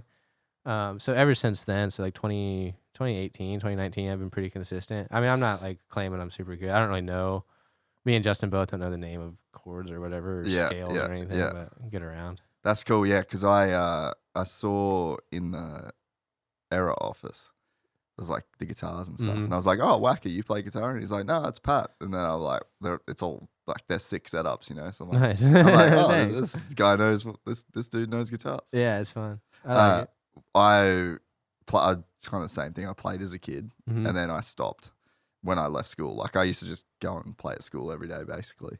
And then it was only like Christmas I bought myself a guitar again, and I was like, I want to learn all the things. It's fun, dude. I know. I kind of want to start actually learning. Like, I would like to really understand it better. I mean, I can like rip around and you know, I can like do like a little solo if I need to or whatever, and I can probably learn any song right away. But like, I want to kind of know more. Like, I don't know what minor and flat really is. I really music's always intrigued me because I've always been into it, and I've never really learned what it really is. I mean, I can play it. I can play piano and stuff too, but like, I don't really know. Yeah. It'd be kind of nice to actually know. Yeah, I'm like literally going through that process at the moment. It's a lot, dude. Yeah, and you gotta stay on it. It's funny. I was saying that Anna this morning. I'm like, man, I'm kind of having one of those like want to do 12 hours worth of guitar today, like because I'm just trying to learn. Once you kind of get into it, once you're doing it, it's like working out. If you're like on a spin bike, then it gets easy. Yeah, you know, like 20 minutes in, it's easy. Like once you start really playing, you like learn like a couple things you're stoked on, then you keep going. You can play all day. Well, it's funny too because I'm like not learning any songs. Like I'm literally only learning music theory. Oh, really? I'm the exact same. Like, because I could, if I watched a thing like a tutorial on YouTube, I'd learn the song. Yeah, and then it's up to remembering it. But like, what the fuck am I playing? I have know. no idea. How deep are you? Have you started actually like understanding it? Yeah. Really? It's been like I've tried like a couple times. I need to fully commit. I've kind of half stepped into learning about. I need to really like. You know what you need to do? Huh. I'm not going to tell you what you need to do. You know what I've done? There's this fucking crazy Japanese dude, Tomo Fujita or something. I'll send you It's like a YouTube channel. Yeah. But he's teaches at Berkeley, bro. So he's like the music theory teacher at Berkeley. I have a Descendants Live at Berkeley album. Ah, there you go. Yeah. So he is a music theory teacher there, and he taught John Mayer like guitar. So anyway, he has like an online. He's good enough for John Mayer. He's good enough for me. I completely agree. And so yeah, I like bought his course. So it's like literally just playing just one finger, like just learning. But you learn like basically the whole like diatonic scale. Mm-hmm. So like whole, half, whole, you know, like that whole thing. And then it's like the different modes. So you got like Ionian, Phrygian, That's when it starts losing me right there. Mixolydian, like. Yep. But you just got to grind it out. So I'm just every day. I'm just been ding, ding, ding. All right, maybe you're inspiring me. I might try. It's honestly super fun, eh? Yeah, I love guitar and learning stuff like that too. It's fun. Yeah, well, I think that process of like really learning When you something, understand it, actually clicking it, it's like rewarding. It's really nice. Yeah, and I think with jiu-jitsu for me, like it's a very similar thing, right? Like you have this whole world where you fully just don't understand it, and then you can get taught how to do an armbar, and you can practice. Like you could practice doing an armbar on somebody for 25 hours, and you would never get to do an armbar on a person because there's all this. There's an entire world. There's 18 steps before you get to that point. Yeah, and that's kind of what. So like after going through that process, and I think I've been doing it for like 7 years almost. So after a while, you just know so many random, like just so much information that it paints like I guess it's like the difference between seeing like a circle and it's like filling a in the sphere. pattern. Like, that's why music's like a pattern. So yeah, but I think once I went through that process, and I was like, if you fully go deep, you can like understand like a whole thing, like not just the parts of it. You know? I don't think music theory is really in my future, but I would like it to be. I mean, it's pretty cool though. Yeah. I have enough fun playing without it. I think that's the only thing. It's like training for me when I was riding. It's like, well, I'm still having fun playing. I really need to know it. Yeah. No, but that's why I was curious. I was like, I wonder how deep you went. I wish. I'm embarrassed. I'm not. That's all right. Yeah. Well, look, I'm just watching fucking videos, so I'm not like I'm any further ahead. But actually, you know who rips is Lars Lindstrom. Oh, he's the HRC boss. Yeah, I don't think I ever met him. Fully rips. There's a lot of people in Moto rip guitar. Yeah. I think it's like a mind processing, moving quick, hand-eye coordination thing. Yeah, and just concentration. That too. It's You something know, that takes focus to be good at. Yeah. Yeah. So, no, well, man, I've really enjoyed this. It's been fun, dude. I'm so stoked to finally come in and do it. Like I said, Yeah. I've been listening to a bunch of the stuff, and I'm loving it. So. Yeah. No, I appreciate it. And I thought right around straight rhythm. Like the plan in my head was we do straight rhythm, we do well, we sit and do the podcast. As we know, that went great. That didn't happen. You went on an absolute tear. I think we've timed it right. Yeah. I think these things always kind of happen when they should. So Yeah. Everything happens when it's supposed to. yeah. So I'm stoked, and good luck for X Games. I'll actually be there, which is my first ever X Games. It's good, dude. Ventura is sick. Yeah. People, if you're around, it's really a good vibe. It's like old school X Games vibe. It's sick. Yeah. So give everyone plugs where you're at, where you're going to be, how to follow, how to whatever. Just Instagram, PatrickEvans_71. Yep. I'm hitting the YouTube thing. Yep. You won't see it every week, but I try to be at least bi-weekly, at least once a month at the very least. You can't say bye, bro. We've already. Oh, been sorry. dual weekly. Every second weekly. week. Oh, that's not e-bike. Sorry. But yeah, check out YouTube. I care. I try to make some nice stuff. So, yeah, we're gonna do X Games, and we go to Freestyle Kings for Perth. Yes, give that a plug. Yep, July 6th. Yep. We'll be inside the stadium doing quarter pipe. Dude, that's gonna be quarter pipe. Quarter pipe in the stadium. No In way. the arena. Those guys do great shit. Can you go to Freestyle Kings on Instagram for us? I want to give those guys a plug. They crush it. They've been doing amazing. Josh shows. is super cool, dude. Yeah, they've been honestly killing it, Yeah, man. good dudes. Freestyle, that's them. So July 6th? Yeah, July 6th is it RAC Arena? Yeah. There you go. Pull that one up. There you go. Yeah. Perth. Saturday, 6th July, RAC Arena. Ronnie Mack will be there. Matto, Patrick Evans will be there. Matto will be there. Bierman, Raha. That's going to Creed. be fucking cool. Yeah, I it'll be actually cool. wish I could go to that. It'll be fun. And then come back, we got Hill Jam. And then What date's that this year? July 26th, like last weekend of July. Yep. And then I think we're kind of chilling finally. I'm going to start working on my video project again. Sick. Yeah. Nice, dude. Well, good luck at X Games. I'll see you there. It'll definitely be cool to see you get a medal. It's going to be cool to see that thing fucking fly. Try my best. Thank And- you, dude. I appreciate it, man. Yeah, this has been great. Yeah. Bye. Thanks for coming. If you enjoyed this content, please like and subscribe. And to listen to the full 3-hour podcast, search Gypsy Tales in your favorite podcast platform or click the link in the description below. Gypsy Gang.